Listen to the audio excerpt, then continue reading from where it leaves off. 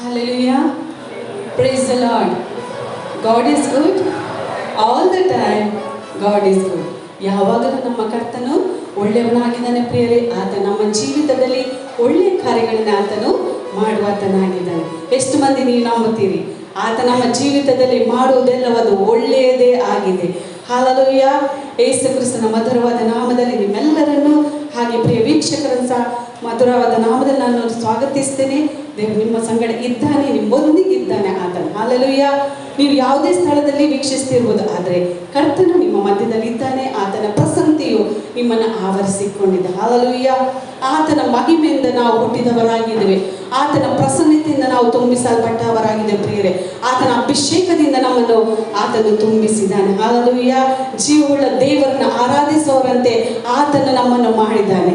ನಾವು ನೋಡಿದ ಕಳೆದ ದಿವಸಗಳಲ್ಲಿ ನಾವು ನೋಡಿದ ಕ್ರಿಸ್ಮಸ್ ಆಚರಣೆ ವಿಷಯದಲ್ಲಿ ನಾವು ಸತ್ಯದಲ್ಲಿ ನೋಡ್ತೇವೆ. ದೇವರು ಯೇಸು ಕ್ರಿಸ್ತ ಹುಟ್ಟಿದೆ ಇಂಥ ಜನರಿಗೆ ಮಹಾ ಸಂತೋಷ ಮಾಡುವಂಥ ಶುಭ ಸಮಾಚಾರವಾಗಿದೆ. ನಮಗೋಸ್ಕರ ಲೋಕ ರಕ್ಷಕನು ಹುಟ್ಟಿದ್ದು ಅದು ನಿಜವಾಗಿದೆ. ಹಾಲೆಲೂಯಾ. ಆತನು ಮಾಂಸಧಾರಿಯಾಗಿ ನಮ್ಮಂತೆ ಆತನು ನರನಾಗಿ ಈ ಲೋಕಕ್ಕೆ ಆತನು ಬಂದನು. ಯಾಕೋಸ್ಕರ ಅಂದರೆ ನಮ್ಮ ಪಾಪಗಳಿಗೋಸ್ಕರ ಆತನು ಬಲಿಯಾದನು ಪ್ರಿಯರೇ. ಹಾಲೆಲೂಯಾ. ಅದರಿಂದ ನಾವು ಕರ್ತನನ್ನು ಆರಾಧಿಸುವ, ನಾವೆಲ್ಲರೂ ಸಹ ಕರ್ತನ ಸನ್ನಿಧಾನದಲ್ಲಿ ಎದ್ದುಕೊಂಡು ನಮ್ಮ ದೇವರನ್ನು ಜೀವ ಸ್ವರೂಪನಾದ ಪರಲೋಕದ ತಂದೆ ನಾವು ಸ್ತುತಿಸುವ, ಆತನನ್ನು ಆರಾಧಿಸುವ. ಆತನು ಉನ್ನತನಾದವನಾಗಿದ್ದಾನೆ. ಹಾಲೆಲೂಯಾ. ಆತ ನಿಮ್ಮನ್ನು ಮರಣಕರ ವ್ಯಾಧಿಗಳಿಂದಲೂ ಬೇಟೆಗಾರನ ಬಲಿಯಿಂದಲೂ ಆತನು ನಿಮ್ಮನ್ನು ತಪ್ಪಿಸಿ ಕಾಪಾಡಿದ್ದಾನೆ. ಹಾಲೆಲೂಯಾ. ಎಷ್ಟು ಮಂದಿ ಇವತ್ತು ನೀವು ಜೀವಿಸುವವರಾಗಿದ್ದೀರಿ? ಆತನ ಕೃಪೆಯಿಂದಲೇ ನೀವು ಜೀವಿಸುವವರಾಗಿದ್ದೀರಿ. ನೀವು ಉಳಿದಿರುವುದು ಆತನ ಕರುಣೆಯಾಗಿದೆ. ಹಾಲೆಲೂಯಾ. ಎಷ್ಟು ಮಂದಿ ನೀವು ಸಂತೋಷವುಳ್ಳವರಾಗಿದ್ದೀರಿ ಪ್ರಿಯರೇ? ಎಷ್ಟು ಮಂದಿ ಸಂತೋಷವುಳ್ಳವರಾಗಿದ್ದೇವೆ? ನಾವು ಕರ್ತನ ಸನ್ನಿಧಾನದಲ್ಲಿ ಹರ್ಷಿಸುವವರಾಗಿದ್ದೇವೆ. ದೇವರು ವಾಕ್ಯದ ಈ ದಿವಸವು ಯೆಹೋವನಿಂದಲೇ ನೇಮಕವಾಗಿದೆ. ಈ ದಿವಸ ಯಾರಿಂದ ನೇಮಕವಾಗಿದೆ? ಕರ್ತನಿಂದಲೇ ನಮಗೆ ನೇಮಕವಾಗಿದೆ. ಯಾಕಂದ್ರೆ ನಾವು ಸುಮ್ಮನೆ ಕೂತ್ಕೊಳ್ಳಿಕ್ಕಲ್ಲ, ಆತನ ಸನ್ನಿಧಾನದಲ್ಲಿ ನಾವು ಹರ್ಷಿಸ್ಲಿಕ್ಕೆ, ಉಲ್ಲಾಸಿಸ್ಲಿಕ್ಕೆ, ಆತನಲ್ಲಿ ನಾವು ಆನಂದಿಸ್ಲಿಕ್ಕಾಗಿ. This is the day that the Lord has made, we will be rejoice and be glad in it. Hallelujah. ಅದನ್ನು ಸಂತೋಷಕ್ಕೆ ಹಾಡಿಕೊಳ್ಳುವ ಉನ್ನತನಾದವನೇ, ಸರ್ವಶಕ್ತನಾಗಿರುವಂತನೇ, ಮರೆಯಕ್ಕೋರುವಂತನ ಆಶ್ರಯದಲ್ಲಿ ಸುರಕ್ಷಿತನಾಗಿರುವವರು. ಹಾಲೆಲೂಯಾ. Thank you Father. ಇದನ್ನು ದಾವೀದನು ಅರಿತಿದ್ದನು ಪ್ರಿಯರೇ. ಆತ ಹೇಳ್ತಾನೆ, ಕರ್ತನೇ ನೀನೇ ನನ್ನ ಆಶ್ರಯವಾಗಿದ್ದಿ, ನೀನೇ ನನ್ನ ಬಂಡಿಯಾಗಿದ್ದಿ, ನೀನೇ ನನ್ನ ಕೋಟೆಯಾಗಿದ್ದಿ, ನೀನೇ ನನ್ನ ಗುರಾಣಿಯಾಗಿದ್ದಿ. ಹಾಲೆಲೂಯಾ. ಅದನ್ನು ನಾವು ಕರ್ತನನ್ನು ಆರಾಧಿಸುವ, ಸಂತೋಷವಾಗಿ ಆತನನ್ನು ಹಾಡಿ ಸ್ತುತಿಸುವ. Thank you Father. We praise you, Master. Worship you, Lord. We glorify you, Master. Hallelujah.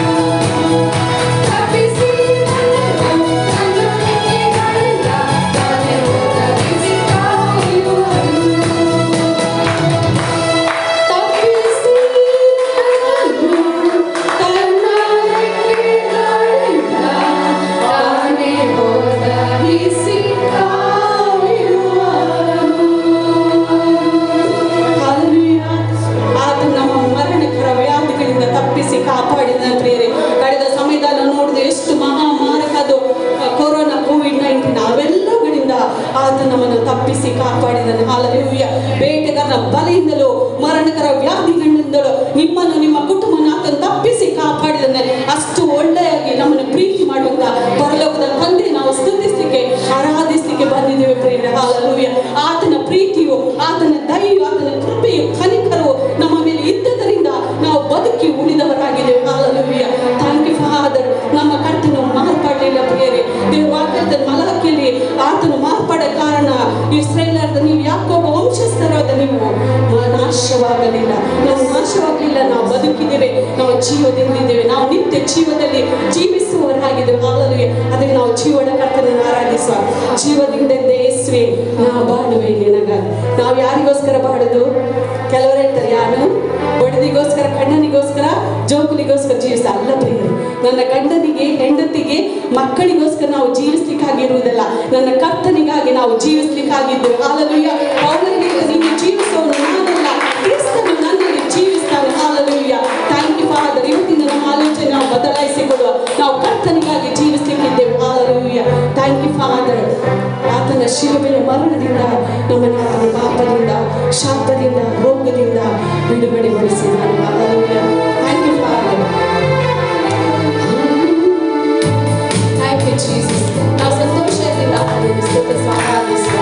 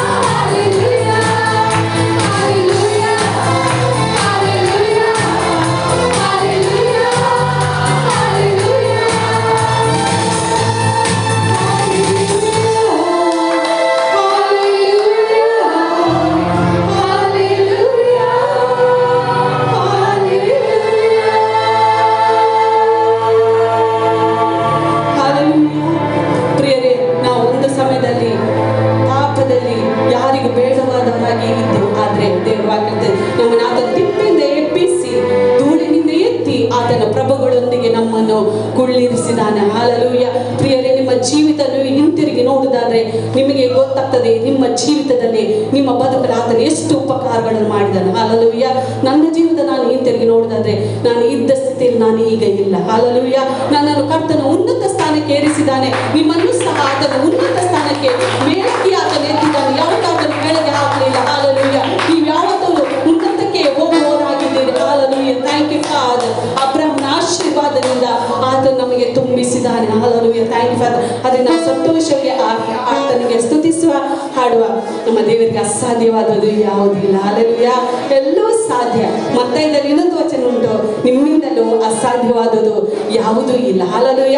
ಅಸಾಧ್ಯವಾದ ದೇವರಿಗೆ ನಾವು ಹುಟ್ಟಿದವರಾಗಿದ್ದೇವೆ. ನಮ್ಮಿಂದಲೂ ಅಸಾಧ್ಯವಾದ ಸಂಗತಿಗಳು ಯಾವುದಿಲ್ಲ. ಅದರಿಂದ ಸಂತೋಷವಾಗಿ ಆತನ ಸ್ತುತಿಸಿ ಹಾಡಿ ಆತನನ್ನು ಮಹಿಮೆ ಪಡಿಸುವ. Thank you Father. Thank you Jesus. ಕುರುಡರಿಗೆ ಕಣ್ಣುಗಳನ್ನು ಕೊಟ್ಟ ಆತನು, ಕುಂಟರು ನಡೆದಾಡುವಂತೆ ಮಾಡಿದಾತನು, ಸತ್ತವರನ್ನು ಎಬ್ಬಿಸಿದಂತ ನಮ್ಮ ಜೀವನ ಕರ್ತನನ್ನು, ಪರಲೋಕದ ತಂದೆಯನ್ನು ನಾವು ಆರಾಧಿಸುವವರಾಗಿದ್ದೇವೆ. Thank you Father.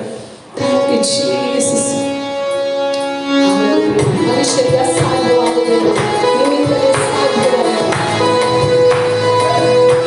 ಆತನ ಪರಾಕ್ರಮವುಳ್ಳವ, ಸಾವನ್ನು ಗೆದ್ದವನು, ನಿತ್ಯದ ಜೀವಿಸುವ ಆತನು ನಮ್ಮ ಮನೆಯಲ್ಲಿ Thank you, Father. We praise you, Master. Worship you, Jesus. We love you.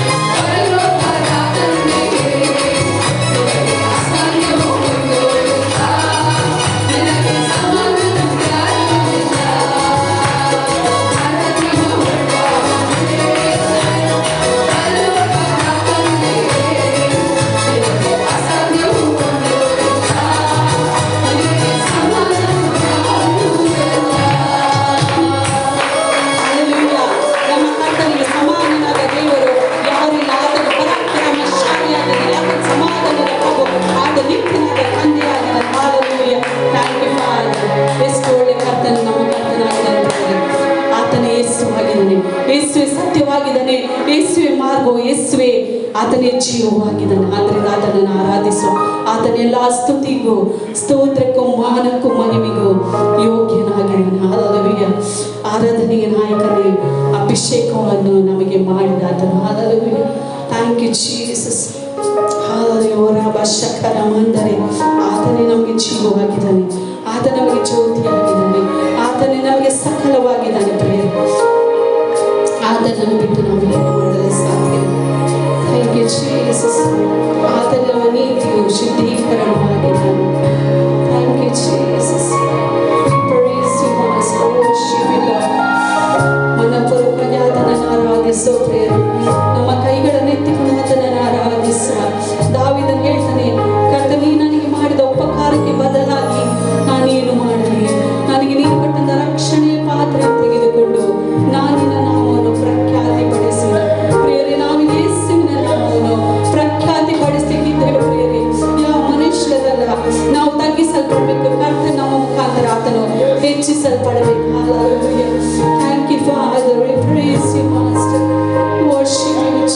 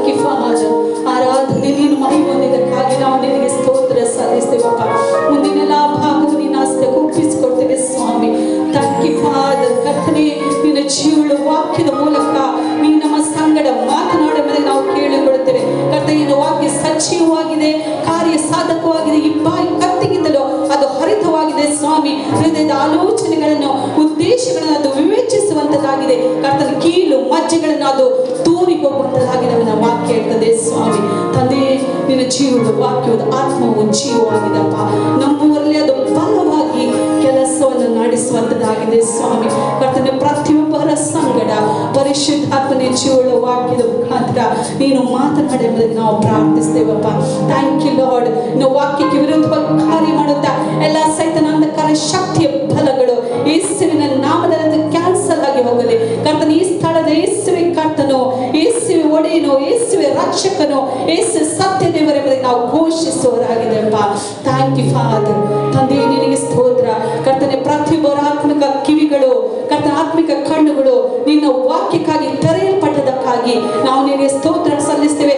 ಪ್ರತಿಯೊಬ್ಬರ ಮನೋನೇತ್ರಗಳು ಬೆಳಗಲಿ ಯೇಸುವಿನ ನಾಮದಲ್ಲಿ. ಕರ್ತನ ಅವರ ಪದವಿ ಎಂತದೆಂಬುದನ್ನು, ಕ್ರಿಸ್ತನಲ್ಲಿ ಅವರು ಯಾರಾಗಿದ್ದಾರೆ ಎಂಬುದಾಗಿ ಅವರು ಗ್ರಹಿಸಿಕೊಳ್ಳಲೆಂಬುದಾಗಿ ನಾವು ಪ್ರಾರ್ಥಿಸ್ತೇವೆ ಸ್ವಾಮಿ. ಪರಿಶುದ್ಧಾತ್ಮನೇ, ಸೇವಕರನ್ನು ಪ್ರತಿಯೊಬ್ಬರನ್ನು ಕರ್ತನ ನಮ್ಮನ್ನೆಲ್ಲರನ್ನು ನಿನ್ನ ಕೃಪಾಸ್ತಿಗೆ ಒಪ್ಪಿಸಿಕೊಡ್ತಾ ಯೇಸು ಕ್ರಿಸ್ತನ ನಾಮದಲ್ಲಿ ತಂದೆಯೇ, ಆಮೆನ್. ಎಲ್ಲರೂ ಸಹ ಗಟ್ಟಿಯಾಗಿ ಯೇಸುವಿಗೆ ಚಪ್ಪಾಳೆ ತಟ್ಟಿ. ಎಲ್ಲರಿಗೆ ತುಂಬ ಕಷ್ಟವಾದ ವರ್ಷ ಆಗಿತ್ತು, ಎಲ್ಲರಿಗೆ ಮೆಜಾರಿಟಿಗೆ. ಆದರೆ ದೇವರಿಗೆ ನಿಮಗೆ ಸ್ತೋತ್ರ. ನನಗೆ ದೇವರು ಎಂದು ಕಡಿಮೆ ಮಾಡಲಿಲ್ಲ. ನಾನು ಕೆಲಸ ಬಿಟ್ಟು 2014 ಕೆಲಸ ಬಿಟ್ಟು ಬಂದಿದ್ದೇನೆ, ಗಲ್ಫಲ್ಲಿದ್ದೆ. ಆದರೆ ಈ ವರ್ಷ ನಮಗೆ ಯಾವತ್ತೂ ಕಡಿಮೆ ಮಾಡಲಿಲ್ಲ ದೇವರು. ಅನೇಕ ಲೋಕದವರಿಗೆ ತುಂಬ ಸಮಸ್ಯೆ ಇತ್ತು. ನಾನು ಹೇಳ್ತೇನೆ, ನಮಗೆ ಅವರ ಸಿಸ್ಟರ್ಗಳವರ ತಮ್ಮ ಮೊನ್ನೆ ಅಣ್ಣ ತೀರಿಯೋದ್ರು. ಆದರೆ ನಮಗೆ ವರ್ಷ ಪೂರ್ಣ ಮೀನು ಅವರು ಫ್ರೀ ಆಗಿ ಕೊಟ್ಟಿದ್ರು. ಯಾವುದು ಮೀನು ನಾವು 600-700 ರೂಪಾಯಿಗೆ ಕೊಟ್ಟುಕೊಳ್ಬೇಕಾಗಿತ್ತು, ಅದೆಲ್ಲ ಮನೆಗೆ ಫ್ರೀ ಬರ್ತಿತ್ತು. ಅಂದರೆ ದೇವರಿಗೆ ಯಾವ ಕಷ್ಟ ಸಮಯದಲ್ಲಿ ಹೇಗೆ ಕೊಡಬೇಕಂತ ದೇವರಿಗೆ ಗೊತ್ತು. ಕರೆಕ್ಟ್ ಅಲ್ಲ? ನಾವು ಎಣಿಸ್ಬೋದು ನಮಗೆ ಕಷ್ಟ ಆಗ್ತದೆ, ಇದಾಗ್ತದೆ. ಆದರೆ ನಾವು ದೇವರ ಬಳಿ ಇರುವಾಗ ದೇವರೆಲ್ಲವನ್ನು ಒದಗಿಸ್ತಾರೆ. ಅದಕ್ಕಾಗಿ ಹೇಳಿದರೆ ಮತ್ತೆ 6:33 ಮೊದಲು ರಾಜ್ಯಕ್ಕಾಗಿ ನೀತಿಗಾಗಿ ತವಕಪಡಿ ಎಲ್ಲವನ್ನು ಒದಗಿಸ್ತಾನೆ. ಅದನ್ನ ಹೇಳಿಲ್ಲ, ಚಿಕ್ಕದು ದೊಡ್ಡದು ಎಲ್ಲ ಅಂದರೆ ಫೈನಾನ್ಷಿಯಲ್, ಪರ್ಸನಲ್, ಎಲ್ಲವನ್ನು ಒದಗಿಸ್ತಾರೆ.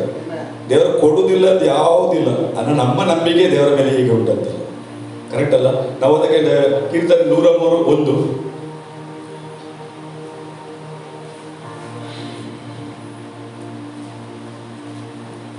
ನನ್ನ ಮನವೇ ಯೆಹೋವನನ್ನು ಕೊಂಡಾಡು, ನನ್ನ ಸರ್ವೇಂದ್ರಿಯಗಳೇ ಆತನ ಪವಿತ್ರ ನಾಮವನ್ನು ಕೀರ್ತಿಸಲಿ. ನನ್ನ ಮನವೇ ಯೆಹೋವನನ್ನು ಕೊಂಡಾಡು, ಆತನ ಉಪಕಾರದಲ್ಲಿ ಒಂದನ್ನು ಮರೆಯಬೇಡ.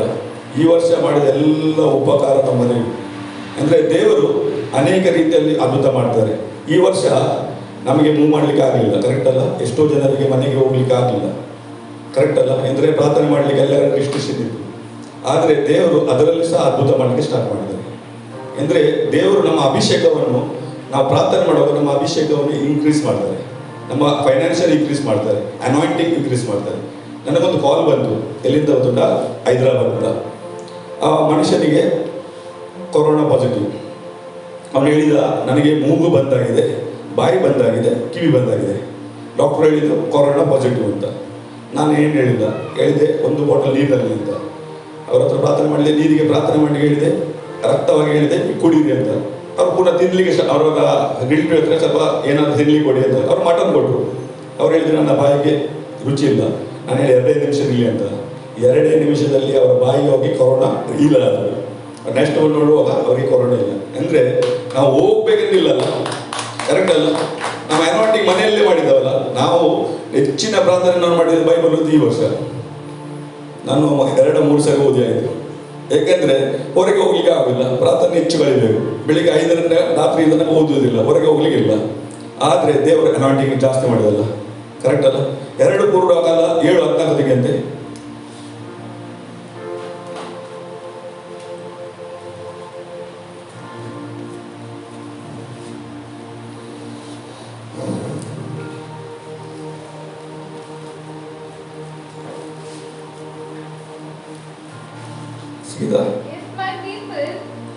If my people which are called by my name shall humble themselves and pray and seek my face and turn from their wicked ways, then will I hear from heaven and will forgive their sins and will heal their land.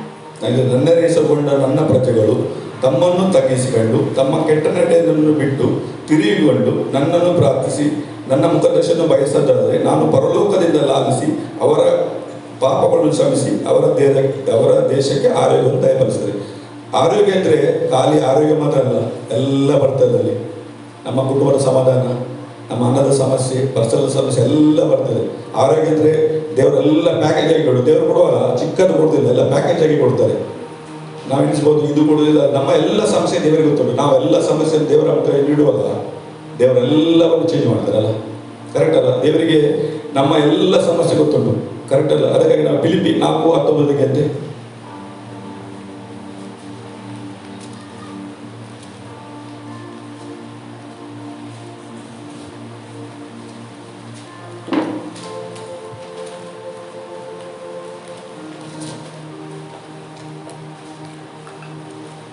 But my God shall supply all your needs according to his riches in glory by Christ Jesus. ನನ್ನ ದೇವರು ಕ್ರಿಸ್ತ ಯೇಸುವಿನ ಮೂಲಕ ತನ್ನ ಪ್ರಭಾವಕ್ಕೆ ನಿಮ್ಮ ಎಲ್ಲ ಕೊರತೆಗಳನ್ನು ನೀಗಿಸ್ತಾ ಹೇಳಿದೆ. ಅವ್ರು ನಿಮ್ಮ ಯಾಕೆ ಹೇಳಿದ್ರು ಗೊತ್ತುಂಟ? ಅದನ್ನು ಪೌಲನ ಉಪಯೋಗ ಮಾಡಿ ಆಗಿದೆ. ಅದಕ್ಕೆ ಅವನು ಹೇಳ್ತಾರೆ ನನ್ನ ಹೇಳಿದ್ರು ಅವರು. ಯಾಕಂದ್ರೆ ಪೌಲನು ಬರುವಾಗ ಅಭಂಬ ಶ್ರೀಮಂತ, ಅಂದ್ರೆ ಅವನಷ್ಟು ಹಣ ಯಾರ ಬಳಿ ಇರಲಿಲ್ಲಂತೆ. ಅದನ್ನೆಲ್ಲ ಬಿಟ್ಟು ದೇವರಿಗಾಗಿ ಸೇವೆ ಮಾಡಲಿಕ್ಕೆ ಸ್ಟಾರ್ಟ್ ಮಾಡಿದ. ಎಲ್ಲವನ್ನು ಬಿಟ್ಟು ಅವಾಗ ಶ್ರೀಮಂತ. ಅವನು ಸ್ಟಾರ್ಟಲ್ಲಿ ಓದುವಾಗ ಅಪೊಸ್ತಲತೆ ನೋಡುವಾಗ ಶ್ರೀಮಂತ ಮನುಷ್ಯ. ಈಗ ಅವನೆಲ್ಲವನ್ನು ಬಿಟ್ಟು ದೇವರಿಗೆ ಕೆಲಸ ಮಾಡ್ತಿದ್ದಾನೆ. ತನ್ನ ಹಣದಿಂದ ಅಲ್ಲ, ತನ್ನ ಕೆಲಸ ಕಷ್ಟದಿಂದ ಮಾಡ್ತಾನೆ. ಅದಕ್ಕೆ ಅವ್ರು ಗೊತ್ತುಂಟು, ನನ್ನ ದೇವರು ಕ್ರಿಸ್ತ ಯೇಸುವಿನ ಮೂಲಕ ತನ್ನ ಪ್ರವಾಹೇಶ್ವರ ನಿಮ್ಮ ಎಲ್ಲ ಕೊರತೆಗಳನ್ನು ನೀಗಿಸ್ತಾರೆ. ಕರೆಕ್ಟ್ ಅಲ್ಲ? ಎಲ್ಲ ಕೊರತೆ ನೀಗಿಸ್ತಾನೆ. ಅವ್ರು ಯಾರು ಹೇಳುತ್ತಿಲ್ಲ, ಅವನು ಅದನ್ನು ಅಪ್ಲೈ ಮಾಡಿದಂಗೆ ಹೇಳಿದ್ದಾರೆ. ನಾವು ನಮ್ಮ ಜೀವನಕ್ಕೆ ಅಪ್ಲೈ ಮಾಡದೆ ನಾವು ಹೇಳಲಿಕ್ಕೆ ಆಗುದಿಲ್ಲ. ಅದೇ ಅವನು ಹೇಳಿದರೆ ನಿಮ್ಮ ಎಲ್ಲ ಕೊರತೆಗಳನ್ನು, ನನ್ನ ಹೇಳಿಲ್ಲ ಅವರು, ನಿಮ್ಮ ಎಲ್ಲ ಕೊರತೆಗಳನ್ನು ನೀಗಿಸ್ತಾರೆ. ಅಂದರೆ ಅವನು ಆ ವಾಕ್ಯವನ್ನು ಅಪ್ಲೈ ಮಾಡಿ ಆಗಿದೆ. ಈಗಂದ್ರೆ ನಾವು ಇವತ್ತು ಅಬ್ರಹಾಮನ ಆಶೀರ್ವಾದ ಕ್ರಿಸ್ತ ಯೇಸುವಿನ ಮೂಲಕ ನಮಗೆ ಕೊಟ್ಟಾಗಿದೆ. ಯಾವುದು ಗೊತ್ತುಂಟ? ನಿಮ್ಮ ಸಂತಾನ ಆಶೀರ್ವಾದ ಆಗ್ತದೆ, ನೀವು ಆಶೀರ್ವಾದ ನಿಧಿ ಆಗ್ತೀರಿ ಅಂತ ಹೇಳಿದರೆ. ಆಶೀರ್ವಾದ ನಿಧಿಗೆ ಅಂದರೆ ನೀವು ಇತರರಿಗೆ ಕೊಡ್ತೀರಿ, ನೀವು ಸಾಲ ತಗೊಳ್ಳಿಲ್ಲ. ಕರೆಕ್ಟ್ ಅಲ್ಲ? ಇವತ್ತು ನೋಡಿ, ನಾನು ಎನಿಸಿದೆ 2014 20 ಕಷ್ಟ ಬರ್ಬೋದು ಎನಿಸಿದೆ. ಯಾರಾದ್ರೂ ಅನಾಥಗಳಿಗೆ ದೇವರು ತಕ್ಕ ಸಮಯದಲ್ಲಿ ಎಲ್ಲ ಒದಗಿಸಿದ್ದಾರೆ. ನಾನೇನು ಕೆಲಸ ಮಾಡಿದ್ರೆ, ನನ್ನ ಹೆಂಡತಿ ಕೆಲಸ ಮಾಡಿದ್ರು, ನಾವು ಹೇಳುದಿಲ್ಲ. 7 ವರ್ಷದಿಂದ ನಮ್ಮ ಮನೆಯಲ್ಲಿ ಸೇವೆ ಮಾಡ್ತಿದ್ದೆ. ಆದರೆ ದೇವರು ಈ ತನಕ ಒಂದು ಸಾಲ ತೆಗಿಲಿಕ್ಕೆ ಕೊಡಲಿಲ್ಲ. ಏಕೆ ಗೊತ್ತಿಲ್ಲ? ತನ್ನ ಜನರಿಗೆ ದೇವರಿಗೆ ಕೊಡ್ಲಿಕ್ಕೆ ಒಂದು ಗೊತ್ತುಂಟು. ಅದಕ್ಕೆ ನಾವು 20ರಲ್ಲಿ ನಾವು ಯಾವುದು ನಾವು ಕಳೆದುಕೊಂಡಿದ್ದೇವಲ್ಲ, 21ರಲ್ಲಿ ನಮಗೆಲ್ಲ ಸರಿ ಕೊಡಬೇಕು. ನಾವು ತುಂಬ ಈ ಸರಿ ನಮ್ಮ ದೇವರಿಗೆ ನಮ್ಮ ದೇವರು ಯಾವುದು ಕಳೆದುಕೊಂಡಿದ್ದಾರಲ್ಲ, 20ಕ್ಕೆ ಯಾವುದು ಕಳೆದುಕೊಂಡಿದೆ, 20ರಲ್ಲಿ ಡಬಲ್ ಕ್ವಶನ್ ಬ್ಲೆಸ್ಸಿಂಗ್ ಬರಬೇಕು.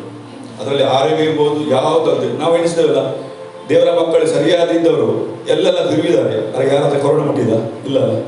ಎಷ್ಟೋ ಜನಗಳು ಹೋಗಿದ್ದಾರೆ. ಎಷ್ಟೋ ಜನರ ಮನೆಗೆ ಹೋಗುವಾಗ, ನಾವು ಸಿಸ್ಟರ್ ಇದ್ದಾರೆ, ಅವರು ಆಸ್ಪತ್ರೆಗೆ ಹೋಗುವಾಗ ನಾವು ಆ ಕೊರೋನಾ ಟೈಮಲ್ಲಿ ಭಾರಿ ಕಷ್ಟ ಇತ್ತು. ಇಲ್ಲಿ ಅಥೆನಾದಲ್ಲಿ ನಮಗೆ ಒಳಗೆ ಹೋಗ್ಲಿಕ್ಕೆ ಬಿಡಲಿಲ್ಲ. ನಾವು ಅವ್ರ ಸಿಸ್ಟರ್ ಹತ್ರ ಹೇಳಿ ಹೋಗಿ ಅವ್ರು ತುಂಬ ರೆಸ್ಟ್ರಿಕ್ಷನ್, ಕೈ ಕೊಡಬೇಕು, ಇದು ಮಾಡಬೇಕು. ಅದೆಲ್ಲ ಸಮಯದಲ್ಲಿ ಕೊರೋನಾ ಸಮಯ ನಾವು ಸಿಸ್ಟರ್ಗೆ ಇದು ಮಾಡುವಾಗ ನಮಗೇನು corona ತಾಗಲಿಲ್ಲ.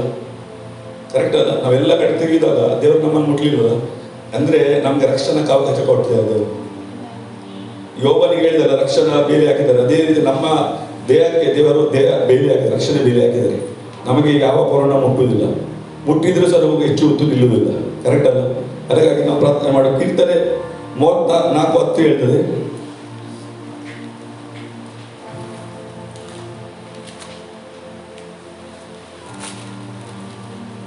The young lions do lack and suffer hunger, but they that seek the Lord shall not want any good thing.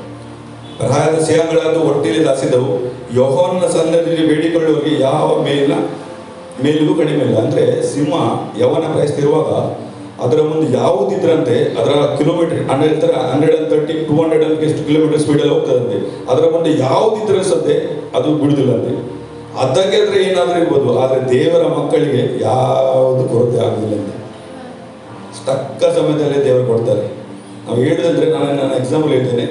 ಒಂದು ನನಗೆ ಈ ವರ್ಷ ಅಲ್ಲ, 2 ವರ್ಷ ಮೊದಲು ನನಗೆ ಹಣದ ಅವಶ್ಯಕತೆ ಇತ್ತು. ಮಗನ ಫೀಸ್ ಕಟ್ಟಲಿಕ್ಕೆ ಬೇಕಿತ್ತು. ಇವತ್ತು ಸುಮಾರು 20,000 ನೆನಪಿಲ್ಲ ಇಷ್ಟು ಅಂತ. ನಾನು ಎಣಿಸಿದೆ, ದೇವರೇ ಈಗ ಬಂದು ಯಾರಾದ್ರೆ ನಾವು ಹಣ ಕೇಳಿಗೆ ಹೋದ್ರೆ ಎಂತ ಹೆಲ್ಪಲ್ಲಿ ಇದೆಯಾ, ಹಣ ಇಲ್ಲವನೇ ಅಂತ ಕೇಳ್ತಾರೆ. ಕರೆಕ್ಟ್. ಕುಟುಂಬದ ನಮ್ಮ ದೇವರು ಹೇಳಿದರೆ ಯಾರ ಹತ್ರ ಕೇಳಬಾರ್ದು ಅಂತ. ನಾನು ಸಾನ್ನಿಧ್ಯದಲ್ಲಿ ಸ್ವಲ್ಪ 5 ನಿಮಿಷ ಕಣ್ಣಲ್ಲಿ ನೀರು ಬಂತು, ಏನು ಹೇಳಿಲ್ಲ. ಆಗ ನಾನು ಮಾತನಾಡುವಾಗ 2 ದಿನ ನಂದು ಕಾಲ್ ಬಂತು, ಎಲ್ಲಿಂದ, ಕುವೈಟಿಂದ. ವಿಲ್ಸನ್ ನಿನ್ನ ಅಕೌಂಟ್ ನಂಬರ್ ಕೊಡು ಅಂತ. ಸೇ ಇವನು ಅವನಿಗೆ ನನಗೆ ಪ್ರಾರ್ಥನೆ ಮಾಡಲಿಕ್ಕೆ ಹೇಳಿದ, ಕೆಲಸ ಸಿಗಿರ್ಬೋದು ಮತ್ತು ನನಗೆ ಸೇ ಪುನಃ ನನಗೊಂದು ಕಾಲ್ ಮಾಡಿ ಹೇಳಿದ, ವಿಲ್ಸನ್ ನಿನ್ನ ಅಕೌಂಟಲ್ಲಿ ಮುಟ್ಟಿದ್ದಾನ? ನಾನು ಹೇಳಿಸೆ ನನ್ನ ಹತ್ರ ಅಕೌಂಟ್ ನಂಬರ್ ಇದುಂಡಿಲ್ಲ, ನಾನು ಮನೆಗೆ ಹೋಗಿ ಚೆಕ್ ಮಾಡ್ತೇನೆ ಅಂತ. ಆಗ ನಮ್ಮ ಇಲ್ಲಿ ಮಂಡೆಯಲ್ಲಿ ಸೆಕೆಂಡ್ ಮಂಡೆಯಲ್ಲಿ ಇಲ್ಲಿ ಪ್ರಾರ್ಥನೆ ಆಗ್ತದೆ ಗ್ರೌಂಡ್ ಹೌಸಲ್ಲಿ. ನಾನು ಹೇಳಿದೆ 3 ಗಂಟೆಗೆ ಹೋಗಿ ನಾನು ಮನೆಯಲ್ಲಿ ಚೆಕ್ ಮಾಡ್ತೇನೆ, ನಂತರ ಹೇಳ್ತೇನೆ ಉಂಟಾ ಅಂತ. ಪುನಃ ಇರುವಾಗ ನಾನು ಹಿಂದಿಯಲ್ಲಿ ಕೇಳಿದೆ, ಅರೆ ಜಿಮ್ಮಿ ಕ್ಯೂ ಮತ್ತು ಬಾರ್ ಬಿಡ್ತಾ ಇಲ್ಲ, ಯಾವುದಕ್ಕೆ ಪುನಃ ಕೇಳ್ತಿದ್ಯಾ? ಹಣ ಕಳಿಸಿದ ಪುನಃ ಅವ್ರು ಹೇಳಿದಂತೆ, ನಾನು ಪ್ರಾರ್ಥನೆ ಮಾಡುವಾಗ ದೇವರು ಬಂದು ಆತ್ಮದಲ್ಲಿ ಹೇಳಿದ್ರು, ನನ್ನ ಮಗನಿಗೆ ಹಣದ ಅವಶ್ಯಕತೆಗೊಂಡು ಅವನ ಬ್ಯಾಂಕ್ ಅಕೌಂಟಲ್ಲಿ ಮುಟ್ಟುವ ತನಕ ನೀನು ಕನ್ಫರ್ಮ್ ಮಾಡಬೇಕಂತ. ಒಬ್ಬ ಅಂದರೆ ಅಷ್ಟು ದೊಡ್ಡ ದೇವರು ಒಬ್ಬ ಮಗನನ್ನ, ನಾವು ಏನಲ್ಲ ದೇವರ ಮುಂದೆ ನಾವೇನು ಸೇವೆ ಮಾಡೋದಿಲ್ಲ, ಆದರೆ ದೇವರು ನನ್ನ ಮಗನಿಗೆ ಬ್ಯಾಂಕ್ ಅಕೌಂಟಲ್ಲಿ ಮುಟ್ಟುವ ತನಕ ನೀನು ಕನ್ಫರ್ಮ್ ಮಾಡಬೇಕು. ನಾನು ಕೇಳಿದೆ, ಜಿಮ್ಮಿ ನಿನಗೆ ಒಳ್ಳೆ ಕೆಲಸ ಸಿಕ್ಕಿದ್ದ? ಇಲ್ಲ, 2 ವರ್ಷದಿಂದ ಕೆಲಸ ಇಲ್ಲ, 2 ವರ್ಷದಿಂದ ನನಗೆ ಹಣ ಕಳಿಸಿದೆ. ಅವ ಹೇಳಿದ, ದೇವರು ಹೇಳಿದ ನಂತರ ನಾನು ನಿಲ್ಲಿಸ್ಲಿಕ್ಕೆ ಆಗ್ತದ ಅಂತ. ಅಂದರೆ ದೇವರು ಎಷ್ಟು ನಮ್ಮನ್ನು ಪ್ರೀತಿ ಮಾಡ್ತಾರೆ, ಕರೆಕ್ಟಲ್ಲ? ನಾವು ಚಿಕ್ಕ ಎನಿಸ್ಬೋದು, ನಮಗೇನಿಲ್ಲ. ದೇವರು ಚಿಕ್ಕ ವಿಷಯದಲ್ಲಿ ನಮ್ಮನ್ನು ದೇವರು ಹೆಲ್ಪ್ ಮಾಡ್ತಾರೆ. ನಮ್ಮ ಆತ್ಮಿಕ ಲೋಕದಲ್ಲಿ ನಾವು ಅಂಡರ್ಸ್ಟ್ಯಾಂಡ್ ಮಾಡೋದು. ನಾವು ಇವತ್ತು ಮನೆಯಲ್ಲಿ ಬಂದು ಕೂತ್ಕೊಳ್ಳಿ ಅಂತ ಈ ವರ್ಷ ಎಲ್ಲ ದೇವರು ಮಾಡಿದ ಉಪಕಾರವನ್ನು ಮಾಡಲಿಕ್ಕೆ ನೋಡಿದರೆ ನಮಗೆ ಅದನ್ನು ಥ್ಯಾಂಕ್ಸ್ ಹೇಳಲಿಕ್ಕೆ ನಮ್ಮಲ್ಲಿ ಓಡಿಸಿರ್ಲಿಕ್ಕಿಲ್ಲ. ಎಷ್ಟೋ ಜನರು ಇವತ್ತು ನಮ್ಮ ಮುಂದೆ ಕಣ್ಣಲ್ಲಿ ಹೋಗಿ ಅವರ ಬ್ರದರ್ ಇದ್ರು ನಮ್ಮ ಕೈಯಲ್ಲಿ ತಿರುಗೋದು ನಾವು ನೋಡುವಾಗ, ಅದೆಲ್ಲ ಆದರೆ ಸಹ ದೇವರು ಅನೇಕ ಜನರನ್ನು ನಮ್ಮನ್ನು ಈ ಜೀವನ ತಟ್ಟಿದ್ದಾರೆ, ಕರೆಕ್ಟ್ ಅಲ್ಲ? ನಮಗೆ ದೇವರು ಒಂದು ಅಭಿಷೇಕ ಕೊಟ್ಟಿದ್ದಾರೆ. ಯಾರು ದೇವರನ್ನು ಅವಲಂಬಿಸ್ತಾರಲ್ಲ ಅವರಿಗೆ ಮಾತ್ರ ಇದನ್ನು ಗಿಫ್ಟ್ ಕೊಟ್ಟಿದ್ದಾರೆ. ಎಲ್ಲರಿಗೆ ದೇವರು ಕೊಟ್ಟಿದ್ದಾರೆ. ಯಾರ ದೇವರ ನಂಬಿಕೆಲ್ಲ ವಾಕ್ಯದಲ್ಲಿದ್ದರೆ ಮಾತ್ರ. ಯಾಕಂದ್ರೆ ನಮ್ಮ ಕೀರ್ತನೆ 25:12-13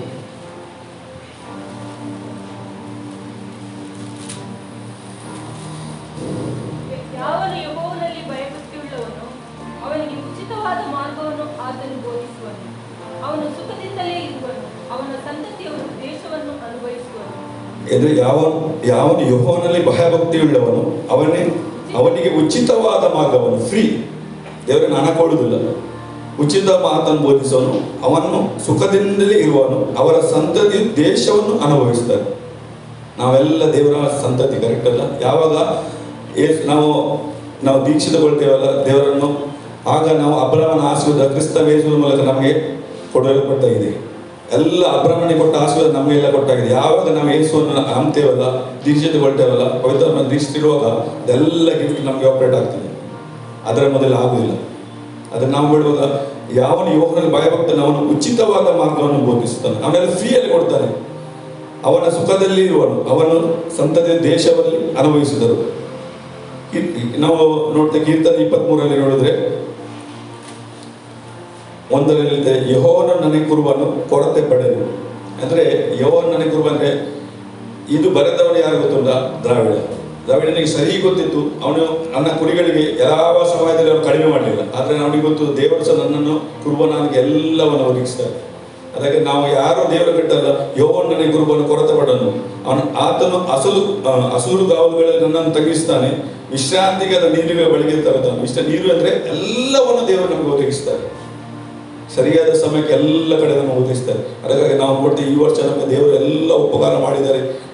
ಎಲ್ಲ ನಾವು 31 ಕೂತ್ಕೊಂಡು ದೇವರ ಹತ್ರ ಎಲ್ಲ ದೇವರು ನಮ್ಗೆ ಕೊಟ್ಟ ಉಪಕಾರವನ್ನು ಎಲ್ಲ ಆಶೀರ್ವಾದವನ್ನು ನೆನಪಿಕೊಂಡು, ಯಾಕಂದರೆ 2021 ಆಗದೆ ಇದಕ್ಕಿಂತ ಉತ್ತಮವಾದ ಜೀವನ ನಮ್ಮ ಆಗಬೇಕು, ಆಶೀರ್ವಾದ ಆಗಬೇಕು, ನಮ್ಮ ಕುಟುಂಬ ಆಶೀರ್ವಾದ ಬೇಕು. ನಮ್ಮ ಕುಟುಂಬದಲ್ಲಿ ಯಾರ್ಯಾರು ರಕ್ಷಣೆ ಹೊಂದಲಿಲ್ಲವಲ್ಲ ಈ ವರ್ಷದಲ್ಲಿ ಆಶೀರ್ವಾದ ಆಗಿ ಅವ್ರ ರಕ್ಷಣೆ ಹೊಂದಬೇಕು. ಸ್ತೋತ್ರ.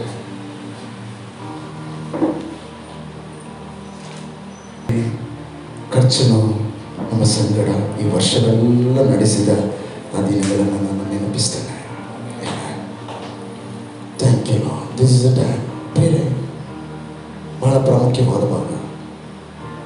ಯೇಸು ಕ್ರಿಸ್ತನು ಈ ಲೋಕದಲ್ಲಿ ಇದ್ದಾಗ ಆತನ ಬಾಯಿಂದ ಬಂದ ಪ್ರತಿಯೊಂದು ಮಾತುಗಳಲ್ಲಿ ಒಂದು ಮಾತು ಬಹಳ ಪ್ರಾಮುಖ್ಯವಾಗಿದೆ. ಒಂದು ವೊಕ್ಯಾಬ್ಯುಲರಿ ಅಂತ ಹೇಳಿದರೆ ಆತನ ಶಬ್ದಕೋಶ. ಆ ಶಬ್ದಕೋಶದಲ್ಲಿ ಒಂದು ಮಾತು ಬಹಳ ಪ್ರಾಮುಖ್ಯ. ಆತನು ಹಲವಾರು ಬಾರಿ ಅದನ್ನು ಮಾಡಿದ ಕೂಡ ಅದು ಬೇರೆ ಯಾವುದೂ ಅಲ್ಲ, ಕರ್ತನಿಗೆ ಕೃತಜ್ಞತೆಯನ್ನು ಸಲ್ಲಿಸಿದ. gave the thanksgiving. Amen. Hallelujah. Hallelujah. ಈ ಲೋಕದ ಮತ್ತು ದೈವ ಜನರಲ್ಲಿರುವಂಥ ಆತ್ಮದ ಬಗ್ಗೆ, ಹೃದಯದ ಬಗ್ಗೆ ಅದೊಂದು ವಿಮರ್ಶೆಯನ್ನು ಕೊಡ್ತಾನೆ. ಅದು ನಿಮ್ಮ ಸತ್ಯವೇದದಲ್ಲಿದೆ. 1ನೇ ಅಧ್ಯಾಯ 21ನೇ ವಚನ, ರೋಮಾಪುರದ ಪತ್ರಿಕೆಯಲ್ಲಿ. ಈ ಲೋಕದ ಜನರಿಗೂ ದೈವ ಜನರಲ್ಲಿಯೂ ಇರುವಂಥ ಒಂದು ವ್ಯತ್ಯಾಸದ ಗುಣ. ಯಾಕೆಂದರೆ ದೇವರ ವಿಷಯವಾಗಿ ಅವರಿಗೆ ತಿಳುವಳಿಕೆ ಇದ್ದರೂ ಅವರು ಆಚನನ್ನು ದೇವರೆಂದು ಘನಪಡಿಸಲಿಲ್ಲ. ಆಚನ ಉಪಕಾರಗಳನ್ನು ನೆನೆಸಿ ಆಚನನ್ನು ಸ್ತುತಿಸಲಿಲ್ಲ. ಆಮೆನ್. Hallelujah, hallelujah, hallelujah. ದೇವರ ವಚನ ಹೇಳ್ತದೆ. ನಿಮ್ಮ ಸತ್ಯವೇದದಲ್ಲೇ ಇದೆ ಆ ವಚನ. ಆಮೆನ್. ಯಾಕೆಂದರೆ ದೇವರ ವಿಷಯವಾಗಿ ಅವರಿಗೆ ತಿಳುವಳಿಕೆ ಇದ್ದರು. ಯಾರಿಗೆ? ಲೋಕದ ಜನರಿಗೆ ತಿಳುವಳಿಕೆ ಇದ್ದರು. ಒಂದು ವೇಳೆ ಪ್ರಕೃತಿಯೇ ದೇವರನ್ನು ತಿಳಿಸ್ತದೆ, ಆದರೆ ಒಂದು ಸಂಗತಿ, ಅವರಲ್ಲಿ ಆ ವಿಜ್ಞಾಪನೆ ಮಾಡುವಂತಹ, ಕೃತಜ್ಞತೆಯನ್ನು ಮಾಡುವಂತಹ ಹೃದಯ ಅಥವಾ ಆತ್ಮ ಅವರಲ್ಲಿ ಇಲ್ಲದೆ ಹೋದ ಹಾಗೆ ಅವರು ಆತನನ್ನು ಘನಪಡಿಸಲಿಲ್ಲ, ಆತನಿಗೆ ಕೃತಜ್ಞತೆಯನ್ನು ಸಲ್ಲಿಸಲಿಲ್ಲ. ಇವರ ವಚನ ಹೇಳ್ತದೆ, ಅವರು ಆತನ ಉಪಕಾರಗಳನ್ನು ಸ್ಮರಿಸಲಿಲ್ಲ. ಆದರೆ ಹೇಳೋಣ, ನಮಗಾದರೂ ದೇವರು ಕೃತಜ್ಞತೆಯ ಆತ್ಮವನ್ನು ನಮ್ಮಲ್ಲಿ ಇಟ್ಟಿದ್ದಾನೆ. ಎಷ್ಟು ಜನ ಹೇಳ್ತೀರಿ, ನನ್ನಲ್ಲಿ ಕರ್ತನನ್ನು ಸ್ತುತಿಸುವ, ಕರ್ತನಿಗೆ ಕೃತಜ್ಞತೆಯನ್ನು ಸಲ್ಲಿಸುವ, ಆತನಿಗೆ ಉಪಕಾರ ಸ್ಮರಿಸುವಂತಹ ಆತ್ಮನು ನನ್ನ ಒಳಗಡೆ ನೆಲೆಯಾಗಿದ್ದಾನೆ. ಆಮೆನ್. That is best. ಒಂದು ಶಬ್ದ ಆತನು ಪ್ರತಿ ಬಾರಿ ನಮಗೆ ತನ್ನ ಮಕ್ಕಳಿಗೆ, ತನ್ನ ಶಿಷ್ಯರಿಗೆ ನೆನಪಿಸಿದಂಥ ಒಂದು ಮಾತು, ಯೇಸು ಕ್ರಿಸ್ತನ ಲೋಕದಲ್ಲಿರುವಾಗ, ನೀವೆಲ್ಲರೂ ಆತನಿಗೆ ಸ್ತೋತ್ರ ಮಾಡುವವರಾಗಿರಿ. ಆತನು ಕಲಿಸಿದ್ದು ಮಾತ್ರವಲ್ಲ, ಆತನು ಮಾಡಿದನು ಕೂಡ. ಆಮೆನ್. ಹಲ್ಲೆಲೂಯಾ. ಅದೇನೋ ಆತನ ವಾಕ್ಯ, ಆತನ ವಚನದಲ್ಲಿ ನಾವು ಅನೇಕ ವಚನದಲ್ಲಿ ನೋಡ್ತೇವೆ. 5,000 ಜನರಿಗೆ ಆತನ ರೊಟ್ಟಿಯನ್ನು ಹಸಿವಾದಾಗ ಉಣಿಸಿದ ಆ ಸಮಯದಲ್ಲಿ ಆತನು ಆ ರೊಟ್ಟಿಯನ್ನು ತಗೊಂಡು ದೇವರಿಗೆ ಸ್ತೋತ್ರ ಮಾಡಿದ. ಆಮೆನ್. ಹಲ್ಲೆಲೂಯಾ. ಲಾಜರನ ಸಮಾಧಿಯ ಮುಂದೆ ಬಂದು ಪ್ರಾರ್ಥನೆಯನ್ನು ಕೇಳುವ ದೇವರಿಗೆ ಕೃತಜ್ಞತೆಯನ್ನು ಸಲ್ಲಿಸಿದ. ಆಮೆನ್. ಹಲ್ಲೆಲೂಯಾ. ಅದು ಮಾತ್ರವಲ್ಲ, ಈ ಮುಂದಿನ ವಚನದಲ್ಲಿ ನೋಡುವಾಗ, ಕಡೆಯ ಪಸ್ಕ ಹಬ್ಬ, ಆತನು ಹಿಡಿದು ಕೊಡಲ್ಪಡುವಂತಹ ರಾತ್ರಿಯ ಮುಂಚೆ,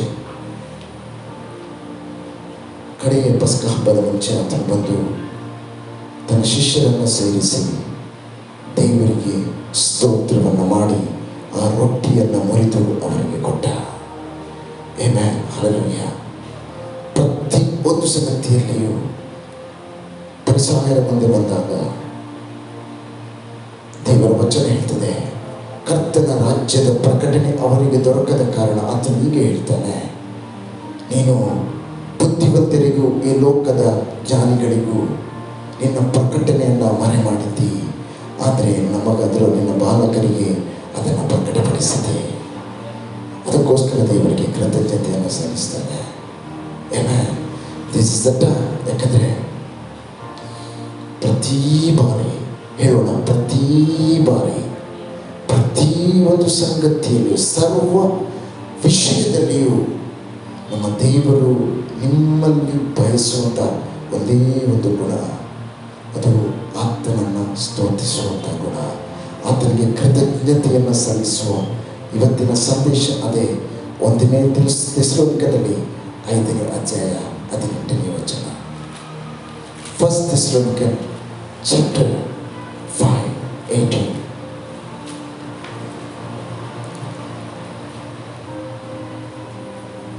ಅನೇಕರಿಗೆ ಎಸ್ ಒಂದು ನಿಮಿಷ, ಇದನ್ನು ಬಹಳ ಮುಖ್ಯವಾಗಿ ಓದಿ. ಏನಿದೆ ಸಿಸ್ಟರ್? ಒಂದು ನಿಮಿಷ, ಎಲ್ಲರೂ ಅದನ್ನು ಹೇಳೋಣ.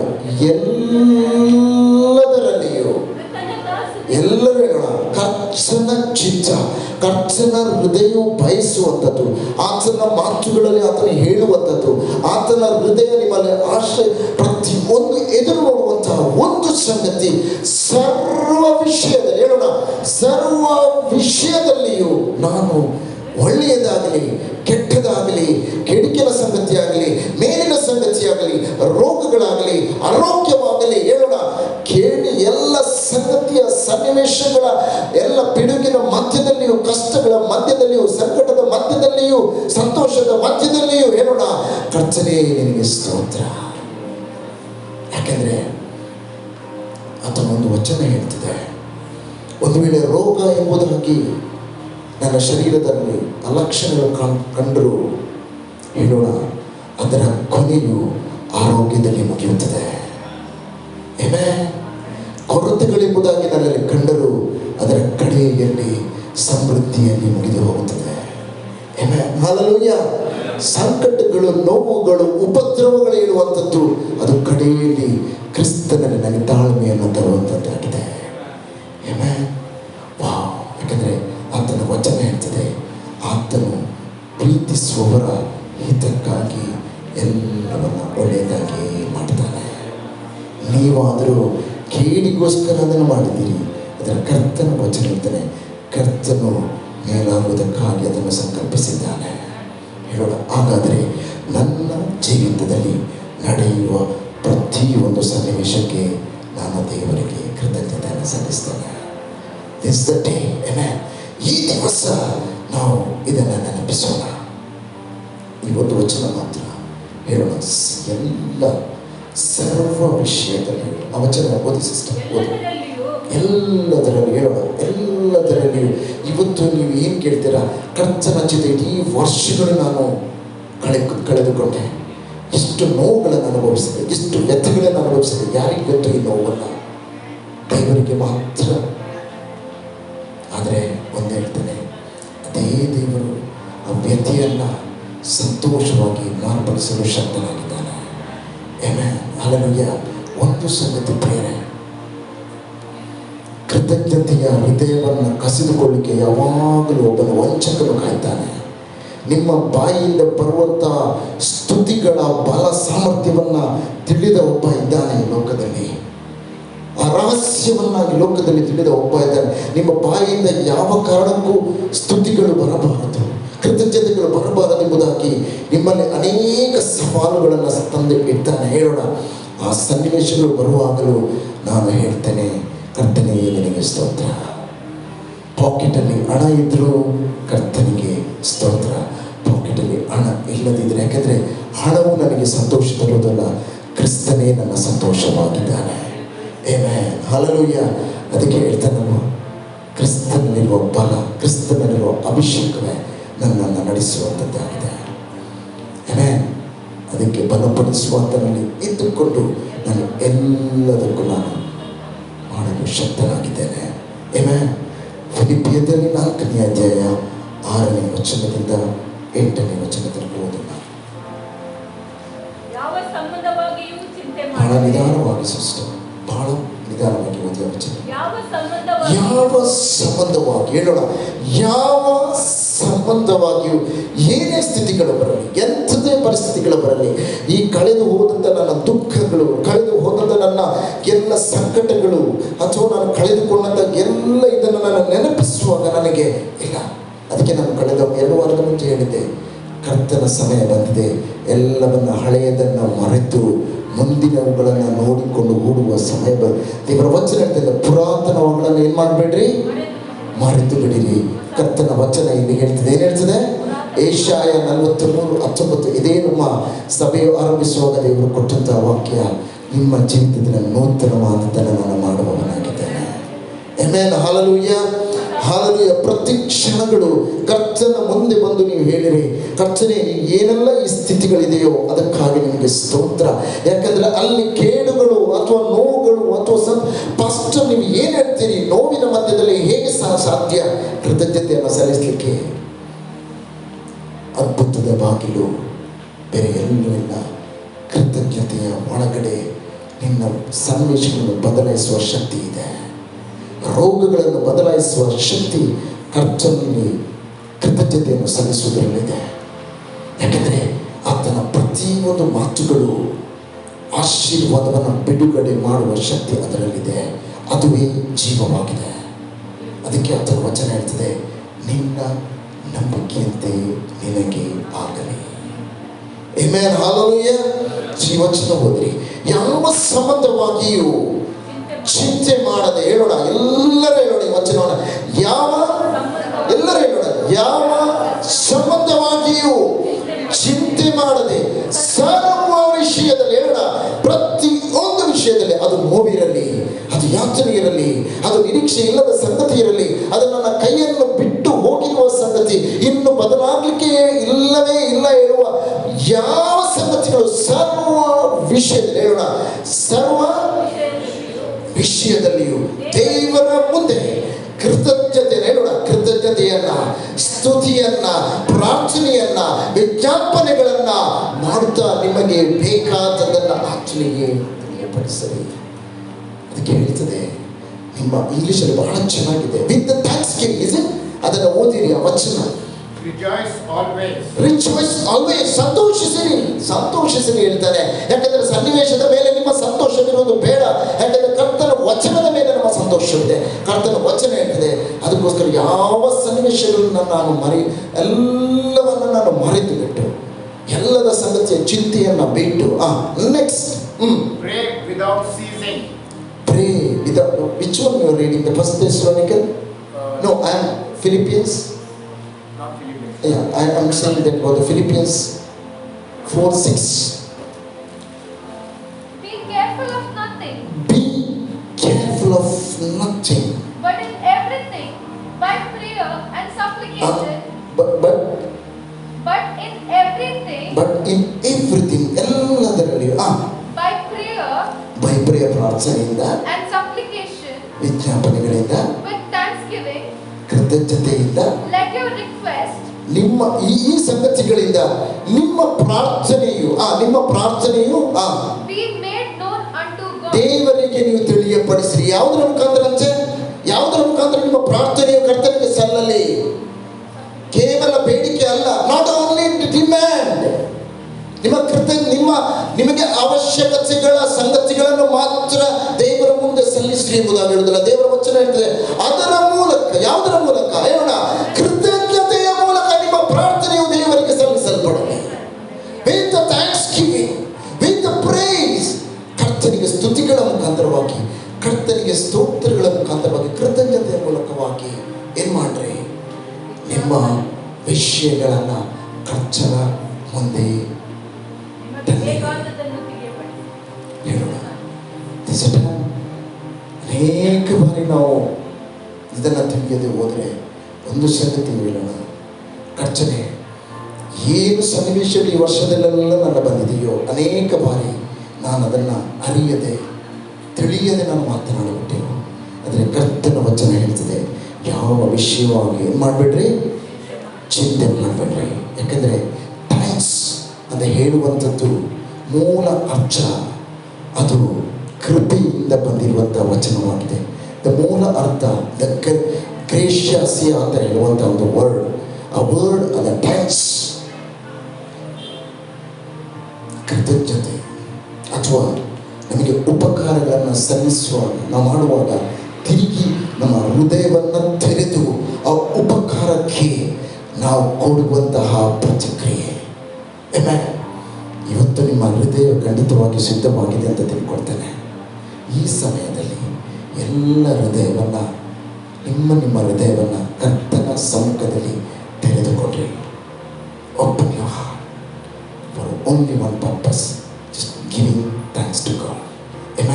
ಕರ್ತನಿಗೆ ಕೃತಜ್ಞತೆಯನ್ನು ಸಲ್ಲಿಸುವಂತೆ ಪ್ರತಿ ಬಾರಿ, ಪ್ರತಿ ಕ್ಷಣದಲ್ಲಿಯೂ ಯಾವ ಸನ್ನಿವೇಶಗಳು ಮುಂದೆ ನಮಗೆ ಕಾಣ್ತೇವೋ ಪರವಾಗಿಲ್ಲ, ಅದಕ್ಕೆ ದೇವರಿಗೆ ಹೇಳೋಣ, ಕರ್ತನೆ ನಿನಗೆ ಸ್ತೋತ್ರ. Amen, hallelujah. ಸೊ ಅನೇಕ ಅಲ್ಲಿ ಒಬ್ಬ ರುಡಾಲ್ಫ್ ಹೇಳುವಂತಹ ಒಬ್ಬ ಬಹಳ ದೊಡ್ಡ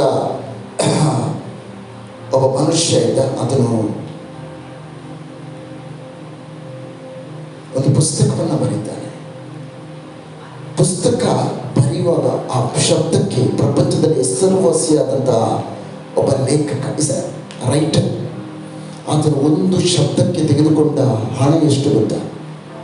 ಒಂದು ಶಬ್ದಕ್ಕೆ, one word taken Indian rupees, ಭಾರತದ 500 ರೂಪಾಯಿ ತೆಗೆದುಕೊಂಡ. ಒಂದು ಶಬ್ದಕ್ಕೆ ಆತನಿಗೆ ಅಷ್ಟು ಬೆಲೆ ಇತ್ತಂತೆ ಆ ಪುಸ್ತಕಕ್ಕೆ ಬರೆಯುವಾಗ. ಅಷ್ಟು ದೊಡ್ಡ ಲೇಖಕ. ಬಟ್ ಅನೇಕರು ಅದಕ್ಕೆ ಎದುರಾಗಿ ಮಾತನಾಡಿದರು. ಆ ಪುಸ್ತಕವನ್ನು ಬರೆದಾಗ ಎದುರಾಗಿ ಮಾತನಾಡಿದವರು ಹೇಳಿದರು, ನೀನು ಈ ಪುಸ್ತಕವನ್ನು ಬರೆದೀಯಾ? ಈ ಪುಸ್ತಕದ ಅಷ್ಟು ದೊಡ್ಡ ಮಹತ್ವವನ್ನು ಹೇಳ್ತೀಯಲ್ವಾ? ಅದನ್ನು ಸಂಕ್ಷಿಪ್ತವಾಗಿ ಒಂದು ಶಬ್ದದಲ್ಲಿ ನೀನು ಅದರ ಪುಸ್ತಕದ ಮಹತ್ವವನ್ನು ಹೇಳಲಿಕ್ಕೆ ಸಾಧ್ಯ ಇದೆಯಾ? ಅದಕ್ಕೆ ಆತನು ಹೇಳಿದ ಒಂದು ಶಬ್ದ ಥ್ಯಾಂಕ್ಸ್ ಹೇಳುವ ಶಬ್ದವನ್ನು ಇಡೀ ಆ ಬೆಲೆಯುಳ್ಳ ಪುಸ್ತಕಕ್ಕೆ ಕೊಟ್ಟ. ಇವತ್ತು ಕರ್ತನು ಅದನ್ನು ಹೇಳ್ತಾನೆ. ಎಲ್ಲ ವಿಷಯ ಕರ್ತನ ಚಿತ್ತವನ್ನು ಸತ್ಯವೇದದಲ್ಲಿ ಇದುವೇ ದೇವರ ಚಿತ್ತ ಎಂಬುದಾಗಿ ಬಹಳ ಕಡಿಮೆ, ಅದರ ಒಂದು ಕಡೆಯಲ್ಲಿ ಮಾತ್ರ ಬರೆಯಲ್ಪಟ್ಟಿದೆ. 1 ಥೆಸಲೋನಿಕನ್ 5:18. ಅದೇ ಈಗಿನ ಓದಿದಂಥ ವಚನ. ಎಲ್ಲ ವಿಷಯದಲ್ಲಿಯೂ ಕರ್ತನಿಗೆ ಕೃತಜ್ಞತೆಯನ್ನು ಸ್ತುತಿಯನ್ನು ಸಲ್ಲಿಸಿರಿ. ಆಮೆನ್. Hallelujah, hallelujah. ಯಾಕಂದರೆ ಇಸ್ರಾಯೇಲ್ಯರು ಕರ್ತನು ಮಾಡಿದ ಉಪಕಾರಗಳನ್ನು ಅವರಿಗೆ ನೆನೆಸಲಿಕ್ಕೆ ಆಗಲಿಲ್ಲ. ಪ್ರತಿ ಬಾರಿಯೂ ತಂದೆಯು ತನ್ನ ಮಕ್ಕಳಿಗೆ ಜ್ಞಾಪಿಸಿದಂಥ ಒಂದು ಸಂಗತಿ, ಅವರು ನನ್ನ ಉಪಕಾರಗಳನ್ನು ಸ್ಮರಿಸಲಿಲ್ಲ. ದಿವಸಕ್ಕೆ ಒಂದು ಬಾರಿ ಅಲ್ಲ, ವರ್ಷಕ್ಕೆ ಒಂದು ಬಾರಿ ಅಲ್ಲ, ಅಥವಾ ಕಡೆಯ ವರ್ಷದ ಕಡೆಯ ಆದಿತ್ಯವಾರವಲ್ಲ. ನಾನು ಇದನ್ನು ನೆನಪಿಸಲಿಕ್ಕೆ ನಾನು ನಿಮಗೆ ಹೇಳ್ತಾ ಇದ್ದೇನೆ ವಿನಃ ಇದನ್ನು ಈ ವರ್ಷಗಳೆಲ್ಲ ನಾವು ಕಳೆದು ಕಡೆಯ ದಿವಸಕ್ಕೆ ಬರುವಾಗ ಕೃತಜ್ಞತೆ ಹೇಳೋಣ.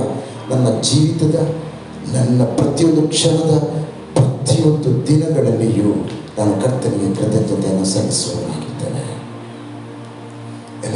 ಹಲ್ಲೆಲೂಯಾ. 17 ಲೂಕ ಒಂದು ಸನ್ನಿವೇಶವನ್ನು ನೋಡಿ ನಾವು ಮುಂದೆ ಹೋಗೋಣ. ಎಲ್ಲರಿಗೂ ಗೊತ್ತಿರುವಂತಹ ಒಂದು ಸನ್ನಿವೇಶ. ಲೂಕ 17ನೇ ಅಧ್ಯಾಯ 15ನೇ ವಚನ ಬಹಳ ಪ್ರಾಮುಖ್ಯ. ಅದಕ್ಕಿಂತ ಮುಂಚಿನ ಆರಂಭದಿಂದ ಓದಿಯದಲ್ಲ. ದಿಸ್ ಇಫ್ ಪೀಪಲ್ ಡಸನ್, ಒಂದು ವೇಳೆ ಯಾರಿಗಾದರೂ ಆ ಒಂದು ಸನ್ನಿವೇಶವನ್ನು ಗೊತ್ತಿಲ್ಲ, ಕೆಲವರಲ್ಲಿ ಹೊಸಬರಿದ್ದೀರಿ, ಅದಕ್ಕೋಸ್ಕರ ಅದನ್ನು ನೆನಪಿಸಲಿಕ್ಕೆ ಇಷ್ಟಪಡ್ತಾನೆ. ಸಿಸ್ಟರ್ 11ರಿಂದ ಓದಿ ಅದನ್ನು. ನಿಧಾನವಾಗಿ ಓದಿ. ಆಚನು ಪ್ರಯಾಣ ಮಾಡುವಾಗ ಓಕೆ ಓಕೆ ಸೀಮೆಗಳ ನಡುವೆ ಹಾದು ಹೋದನು. ಒಂದು ಹಳ್ಳಿಗೆ ಬಂದಾಗ 10 ಮಂದಿ ಕುಷ್ಠರೋಗಿಗಳು ಆತನ ಎದುರಿನಲ್ಲಿ ಬಂದು ದೂರದಲ್ಲಿ ನಿಂತು, ಯೇಸುವೇ, ಗುರುವೇ, ನಮ್ಮ ಮೇಲೆ ದಯವಿಡು ಎಂದು ಕೂಗಿ ಹೇಳಿದರು. ಆತನು ಅವರನ್ನು ನೋಡಿ, ನೀವು ಹೋಗಿ ಯಾಜಕರಿಗೆ ಮೈ ತೋರಿಸಿಕೊಳ್ಳಿರಿ ಎಂದು ಹೇಳಿದನು. ಅವರು ಹೋಗುತ್ತಿರುವಾಗಲೇ ಶುದ್ಧರಾದರು. ಅವರಲ್ಲಿ ಒಬ್ಬನು ತನಗೆ ಗುಣವಾದುದನ್ನು ನೋಡಿ ಮಹಾಶಬ್ದದಿಂದ ದೇವರನ್ನು ಕೊಂಡಾಡುತ್ತಾ ಹಿಂತಿರುಗಿ ಬಂದು ಯೇಸುವಿನ ಪಾದಗಳಿಗೆ ಅಡ್ಡ ಬಿದ್ದು ಆತನಿಗೆ ಉಪಕಾರ ಸ್ತುತಿ ಮಾಡಿದನು. ಅವನು ಸಮಾರ್ಯದವನು. ಯೇಸು ಇದನ್ನು ನೋಡಿ, 10 ಮಂದಿ ಶುದ್ಧರಾದರಲ್ಲವೇ, ಮಿಕ್ಕ 9 ಮಂದಿ ಎಲ್ಲಿ ಎಂದು ದೇವರನ್ನು ಸ್ತುತಿಸುವುದಕ್ಕೆ ಈ ಅನ್ಯ ದೇಶದವನೇ ಹೊರತು ಇನ್ನಾರು ಹಿಂತಿರುಗಿ ಬರಲಿಲ್ಲವೇ ಎಂದು ಹೇಳಿ ಅವನಿಗೆ ಗಮನಿಸಿ. ಇದು ನಡೆದದ್ದು ಯೇಸುವಿನ ಮುಂದೆ. ಹೇಳೋಣ, ಯೇಸುವಿನ ಮುಂದೆ ನಡೆದಂತಹ ಘಟನೆ. ಯೇಸು ಕ್ರಿಸ್ತನು ಯೆರೂಸಲೇಮಿನಲ್ಲಿ ಪ್ರಯಾಣ ಮಾಡುವಾಗ ಅಲ್ಲಿ ಸಮಾರ್ಯ ಮತ್ತು ಗಲಿಲಾಯದ ನಡುವೆ ಆ ಸೀಮೆಯಲ್ಲಿ ಹಾದು ಹೋಗ್ತಾ ಇದ್ದ. ನಿಮಗೆ ಗೊತ್ತಿದೆಯಾ, ಸಮಾರ್ಯವು ಸಂಪೂರ್ಣವಾಗಿ ದೇವ ಜನರಿಗೆ ವಿರುದ್ಧವಾಗಿರುವಂಥ ಅನ್ಯ ಜನರಿಗೆ ಸಂಬಂಧಪಟ್ಟಂಥ ಪ್ರಾಂತ್ಯ ಸಮಾರ್ಯ. ದೇವ ಜನರಿಗೂ ಅಲ್ಲಿ ಅನ್ಯರಿಗೂ ಏನಿರಲಿಲ್ಲ, ಒಗ್ಗು ಬಳಕೆ ಇರಲಿಲ್ಲ. ಸಮಾರ್ಯವು ಅನ್ಯ ಜನರ ಪ್ರಾಂತ್ಯವಾಗಿತ್ತು. ಆದರೆ ಗಿಲಿಲಾಯ ಯಹೂದ್ಯರು ದೇವರ ಜನರ ಪ್ರಾಂತ್ಯವಾಗಿತ್ತು. ಅದರ ಮಧ್ಯದಲ್ಲಿ ಅದನ್ನು ಹೋಗ್ತಾ ಇರುವಾಗ ಇಲ್ಲಿ 10 ಜನ ಕುಷ್ಠರೋಗಿಗಳಲ್ಲಿ ಇದ್ದರು.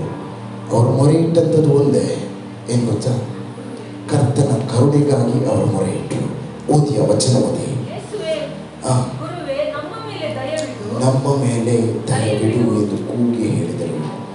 ಆಚನು ಅವರನ್ನು ನೋಡಿ, ನೀವು ಹೋಗಿ ಯಾಜಕರಿಗೆ ಮೈ ತೋರಿಸಿಕೊಳ್ಳಿ ಎಂದು ಹೇಳಿದರು. ಅವರು ಒಂದು ನಿಮಿಷ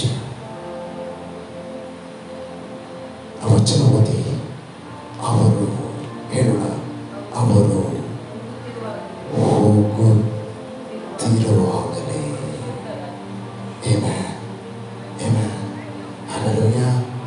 ಅವರು ಹೋಗುತ್ತಿರುವಾಗಲೇ ಅವರು ಏನಾದ್ರಂತೆ? ಶುದ್ಧರಾದರು. ಅವರ ಕುಷ್ಠವು ಮಾರ್ಪಡಲಿಕ್ಕೆ ಆರಂಭವಾಯಿತು. ಅವರ ಶರೀರದಲ್ಲಿರುವಂಥ ಎಲ್ಲ ಗುಣ ಲಕ್ಷಣಗಳು ಬದಲಾಗಿ ಹೇಳೋಣ. ನಂಬಿಕೆಯಲ್ಲಿ ಯಾವಾಗ ನಾನು ಹೆಜ್ಜೆ ಇಡುತ್ತೇನೋ ಆ ಕ್ಷಣವೇ ನನ್ನ ಅದ್ಭುತವು ಪ್ರಾರಂಭವಾಯಿತು.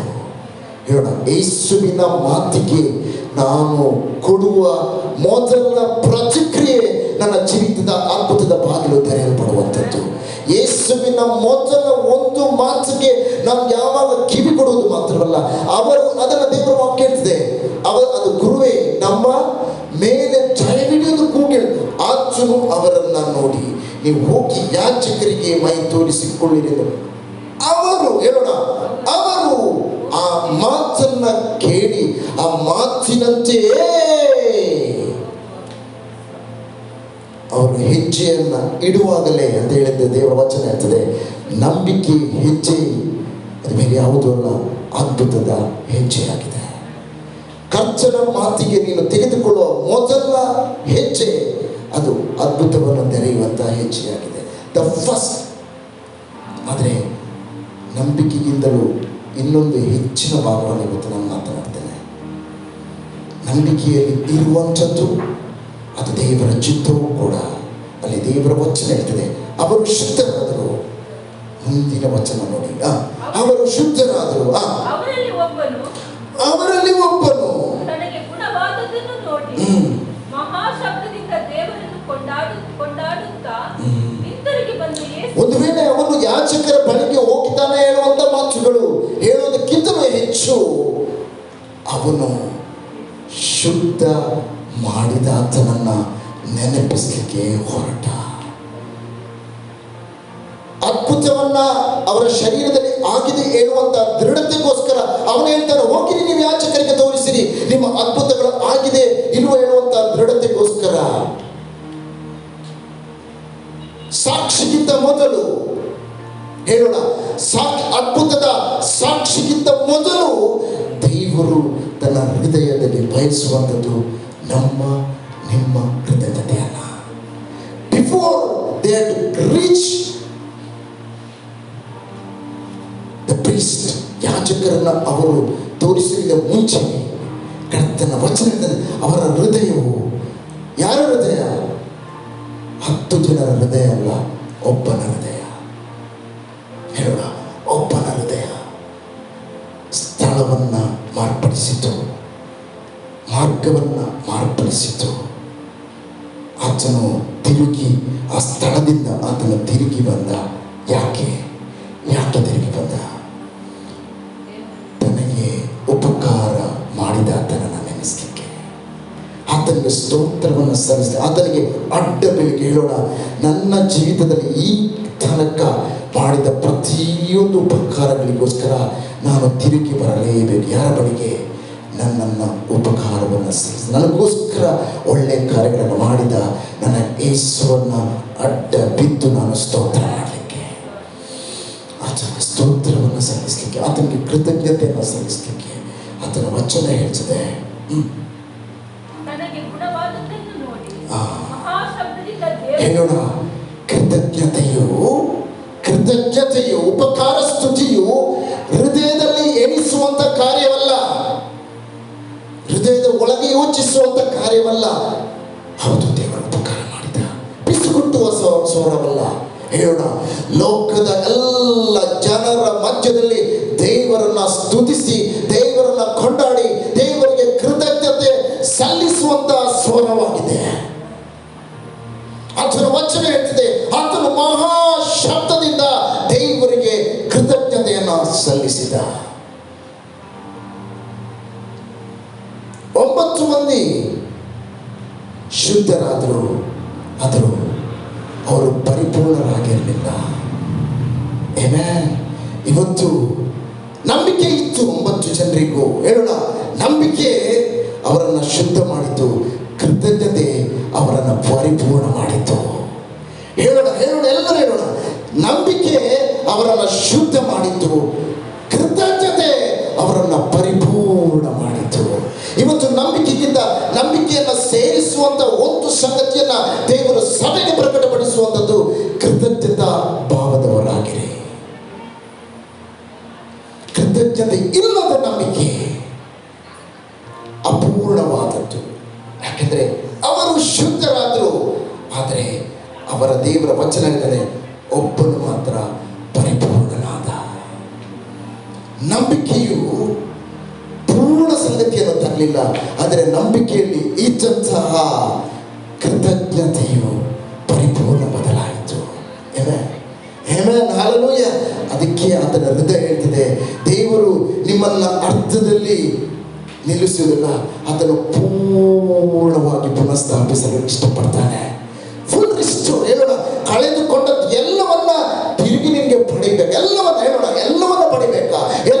ಪಡಿಬೇಕಾದ್ರೆ ನಂಬಿಕೆ ಮಾತ್ರ ಅಲ್ಲ, ನಂಬಿಕೆಯ ಜೊತೆಗೆ ಕೃತಜ್ಞತೆಯೂ ಬೇಕು. You had the faith.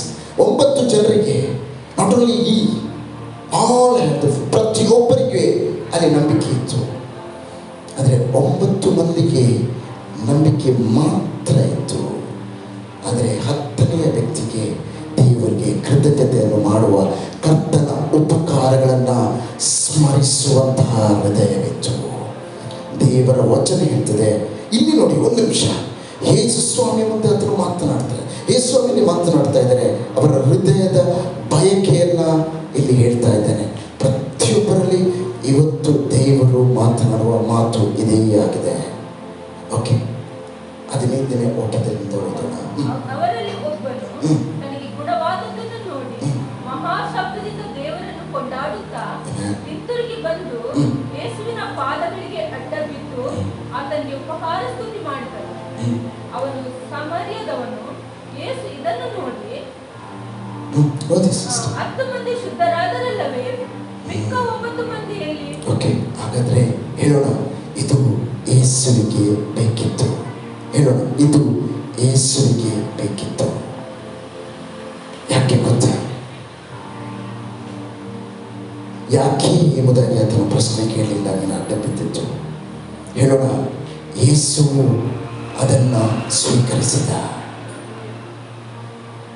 ಅಲ್ಲಿ ಓದಿ ಎಲ್ಲರೂ ಆಚನು ಅದನ್ನು ಮಹಾಶಬ್ದದಿಂದ ದೇವರನ್ನ ಕೊಂಡಾಡುತ್ತಾ ಹಿಂದಿರುಗಿ ಬಂದು, ಹೇಳೋಣ, ಹಿಂದಿರುಗಿ ಬಂದು ಯೇಸುವಿನ ಪಾದಗಳಿಗೆ ಅಡ್ಡ ಬಿದ್ದು ಆತನಿಗೆ ಉಪಕಾರಗಳನ್ನ ಸ್ತುತಿಗಳನ್ನ ಮಾಡಿದನು.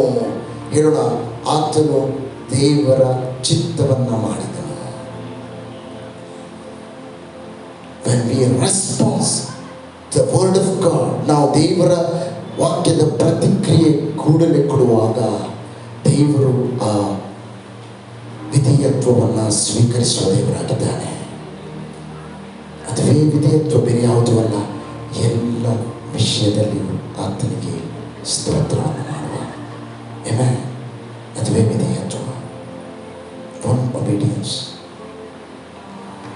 ಯೋನನ ಜೀವಿತದಲ್ಲಿ ದೇವರು ಹೇಳಿದ ಮಾತನ್ನು ಆತನು ಅಲ್ಲದ, ಆದರೆ ತಿರುಗಿ ಆತನು ಸಂಕಟಕ್ಕೆ ಹೋಗುವಾಗ ಮೀನಿನ ಒಳಗಡೆ ಆತನು ಆ 3 ದಿನ ಆ ಸಂಕಟ ಪಡುವ ಸಂದರ್ಭದಲ್ಲಿ ದೇವರ ವಚನವು ಆತನಿಗೆ, ದೇವರ ಮಾತು ಆತನಿಗೆ ನೆನಪಾಯಿತು.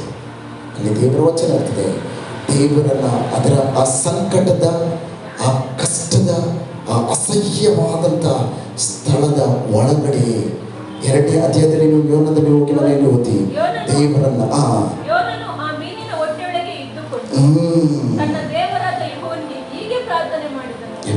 ಇಕ್ಕಟ್ಟಿನಲ್ಲಿ ನಾನು ಯೆಹೋವನಿಗೆ ಮೊರೆಯಿಟ್ಟೆನು. ಆತನು ನನಗೆ ಸದುತ್ತರವನ್ನು ಹೇಳೋಣ. ಕರ್ತನೆ, ಇಕ್ಕಟ್ಟಿನಲ್ಲಿಯೂ ನಾನು ಕರ್ತನಿಗೆ ಕೃತಜ್ಞತೆಯನ್ನು ಸಲ್ಲಿಸ್ತೇನೆ. ಯಾಕೆ ಸಲ್ಲಿಸ್ತೇನೆ? ಇಕ್ಕಟ್ಟು ಇನ್ನೂ ಕಷ್ಟದಲ್ಲಿ, ನೋವಲ್ಲಿ ಹೋಗಬೇಕೇ ಇಲ್ಲ. ಇಕ್ಕಟ್ಟಿನಲ್ಲಿಯೂ ನನ್ನ ಅದ್ಭುತವನ್ನು ಮಾಡುವ ದೇವರು ಎಲ್ಲವನ್ನು ಮಾಡಲು ಶಕ್ತನಾಗಿದ್ದಾನೆ. ಮಾತ್ರವಲ್ಲ, ಆ ಇಕ್ಕಟ್ಟಿನಿಂದಲೂ ನನ್ನನ್ನು ಬಿಡಿಸಲು ಶಕ್ತನಾದ ದೇವರು ನನಗ ಇಚ್ಛಾನೆ ಹೇಳುವಂಥದ್ದು. ಹಲ್ಲೆಲೂಯಾ. ಆತನ ವಚನ ಹೇಳ್ತಿದೆ, ಓದಿ. ಇಕ್ಕಟ್ಟಿನಲ್ಲಿ ನಾನು ಯೆಹೋವನಿಗೆ ಮೊರೆಯಿಟ್ಟೆನು. ಆತನು ನನಗೆ ಸದುತ್ತರವನ್ನು ದಯಪಾಲಿಸಿದನು. ಪಾತಾಳದ ಗರ್ಭದೊಳಗಿಂದ ಕೂಗಿಕೊಂಡೆನು. ಯಾವಾಗ ಹೇಳೋಣ? ಅದ್ಭುತ ಆದ ಮೇಲೆ ಅಲ್ಲ, ಅದ್ಭುತಕ್ಕಿಂತ ಮುಂಚೆಯೇ ಅದನ್ನು ಧ್ಯಾನಿಸಲು ಆರಂಭಿಸಿದ. ಇವತ್ತು ಸಂಕಟದಲ್ಲಿ ಇರುವ ನಾವೆಲ್ಲ ಒಂದು ವೇಳೆ ನಮ್ಮ ಫಸ್ಟ್ ಇಂಥ ಸ್ಥಿತಿಗಳು ಹೇಳುವ ಎಲ್ಲರೂ ನಾವೇ ಹೇಳೋಣ. ಕರ್ತನೇ, ಈ ಸಂಕಟದಿಂದ ನಮ್ಮನ್ನು ಬಿಡಿಸಿದಕ್ಕಾಗಿ ನಿಮಗೆ ಸ್ತೋತ್ರ. ಎಷ್ಟು ಜನ ಈ ಪ್ರಾರ್ಥನೆಯನ್ನು ಮಾಡಿದ್ದೀರಿ? ಹೇಳೋಣ. ಇವತ್ತಿನಿಂದ, ಈ ಕ್ಷಣದಿಂದ ಈ ಪ್ರಾರ್ಥನೆ ನಮ್ಮದು ಬದಲಾಗಲಿ. ದೇವರ ವಚನ ಹೇಳ್ತದೆ, ನಿಮ್ಮ ಪ್ರಾರ್ಥನೆಗಳು, ನಿಮ್ಮ ವಿಜ್ಞಾಪನೆಗಳು, ನಿಮ್ಮ ಮನವಿಗಳು ಯಾವುದರಿಂದ ನೀವು ಸೇರಿಸಿ ಅದನ್ನು ಕೃತಜ್ಞತೆಯೊಂದಿಗೆ ನಿಮ್ಮ ಪ್ರಾರ್ಥನೆಯು ಕರ್ತನಿಗೆ ಸಲ್ಲಿಸಲ್ಪಡಲಿ. ಕೃತಜ್ಞತೆಯೊಂದಿಗೆ ನಿಮ್ಮ ವಿಜ್ಞಾಪನೆಯು ಕರ್ತನಿಗೆ ಸಲ್ಲಿಸಲ್ಪಡಲಿ. ಕೃತಜ್ಞತೆಯೊಂದಿಗೆ ನಿಮ್ಮ ಮನವಿಯು ಕರ್ತನಿಗೆ ಬೇಡಿಕೆ ಕರ್ತನಿಗೆ ಸಲ್ಲಿಸಲ್ಪಡಲಿ. ಸ್ತುತಿಗಳನ್ನು ಒಂದು ನಿಮಿಷ, ಬಹಳ ಪ್ರಾಮುಖ್ಯವಾದ ಒಂದು ಭಾಗ. ಎಷ್ಟೊಂದಿಗೆ ಹಳೆಯ ಒಡಂಬಡಿಕೆಯ ಗುಡಾರದ ಬಗ್ಗೆ ತಿಳಿದಿದೆ. ಓಲ್ಡ್ ಟೆಸ್ಟಮೆಂಟ್ ಟ್ಯಾಬರ್ನಾಕಲ್ ಗುಡಾರ ಎಷ್ಟೊಂದಿಗೆ ತಿಳಿದಿದೆ. ಏನಿದೆ ಅದರಲ್ಲಿ? 3 ಸಂಗತಿ. ಇದು ಸ್ವಲ್ಪ ಸತ್ಯವೇದ ಗೊತ್ತಿರುವವರಿಗೆ, ಹೊಸಬರಿಗೆ ಅರ್ಥ ಆಗಲಿಕ್ಕಿಲ್ಲ, ಬಟ್ ಬಹಳ ಪ್ರಾಮುಖ್ಯವಾದ ಭಾಗ. ಏನಿದೆ? ಹೊರಗಡೆ ಅಂಗಳ ಇದೆ, ಅದರ ನೆಕ್ಸ್ಟ್ ಔಟರ್ ಕೋರ್ಟ್, ಹೋಲಿ ಪ್ಲೇಸ್, ಪರಿಶುದ್ಧ ಸ್ಥಳ, ಆಮೇಲೆ ಮಹಾಪರಿಶುದ್ಧ ಸ್ಥಳ. ಓಕೆ, ಈಗ ಅಂಗಳದಲ್ಲಿ ಏನಿದೆ? ಬಾಗಿಲು ಇದೆ, ದ್ವಾರ ಇದೆ, ನೆಕ್ಸ್ಟ್ ಡೋರ್ ಇದೆ, ಬಾಗಿಲು, ನೆಕ್ಸ್ಟ್ ಏನಿದೆ? ಯಜ್ಞವೇದಿ ಇದೆ. ಯಜ್ಞವೇದಿ ಇದೆ. ಅದರ ಪಕ್ಕದಲ್ಲಿ ಏನಿದೆ? ತಾಮ್ರದ ಗಂಗಾಳ, ಅಂದರೆ ಲೇವರ್ ಅನ್ನೋದಾಗಿ ಇಂಗ್ಲಿಷಲ್ಲಿ ಹೇಳ್ತಾರೆ. ದೊಡ್ಡ ಪಾತ್ರೆಯಲ್ಲಿ ನೀರಿದೆ. ಈ 3 ಸಂಗತಿ. ಓಕೆ, ಇವತ್ತು ಕರ್ತನ ಸಮ್ಮುಖದಲ್ಲಿ ಹೇಳ್ತಾನೆ, ದಾವೀದನೇ ಹೇಳ್ತಾನೆ, ಕರ್ತನೇ, ನಿನ್ನ ಮಹೋಪಕಾರಗಳಿಗೆ ಬದಲೇನು ಮಾಡಲಿ? ನಿನ್ನ ರಕ್ಷಣಾ ಪಾತ್ರವನ್ನು ಹಿಡಿದುಕೊಂಡು, ನಿನ್ನ ನಾಮವನ್ನು ಏನು ಮಾಡ್ತೇನೆ? ನಿನ್ನ ರಕ್ಷಣೆಯನ್ನು ಹಿಡಿದುಕೊಂಡು. ಒಂದು ನಿಮಿಷ ಪ್ರೇರಣೆ. ಹಳೆಯ ಒಡಂಬಡಿಕೆಯ ಕಾಲದ ಗುಡಾರಕ್ಕೂ ಈಗಿನ ಗುಡಾರಕ್ಕೂ ನಾನು ನಿಮಗೆ ಅದನ್ನು ಹೋಲಿಸಿ ಹೇಳ್ತೇನೆ. ಔಟರ್ ಕೋರ್ಟ್, ಹೊರಗಡೆ ಅಂಗಳ, ಆ ಬಾಗಿಲು ಬೇರೆ ಯಾರೂ ಅಲ್ಲ, ಯೇಸುವೇ ಆ ಬಾಗಿಲಾಗಿದ್ದಾನೆ. I am the way. Hallelujah. ಆಲಯಕ್ಕೆ ಬರುವಾಗ ಅದನ್ನು ಕರ್ತನ 100ನೇ ಕೀರ್ತನೆಯಲ್ಲಿ ಓದಿ, 100 ವಿತೌಟ್, ಇದು ಬಹಳ ಪ್ರಾಮುಖ್ಯವಾದ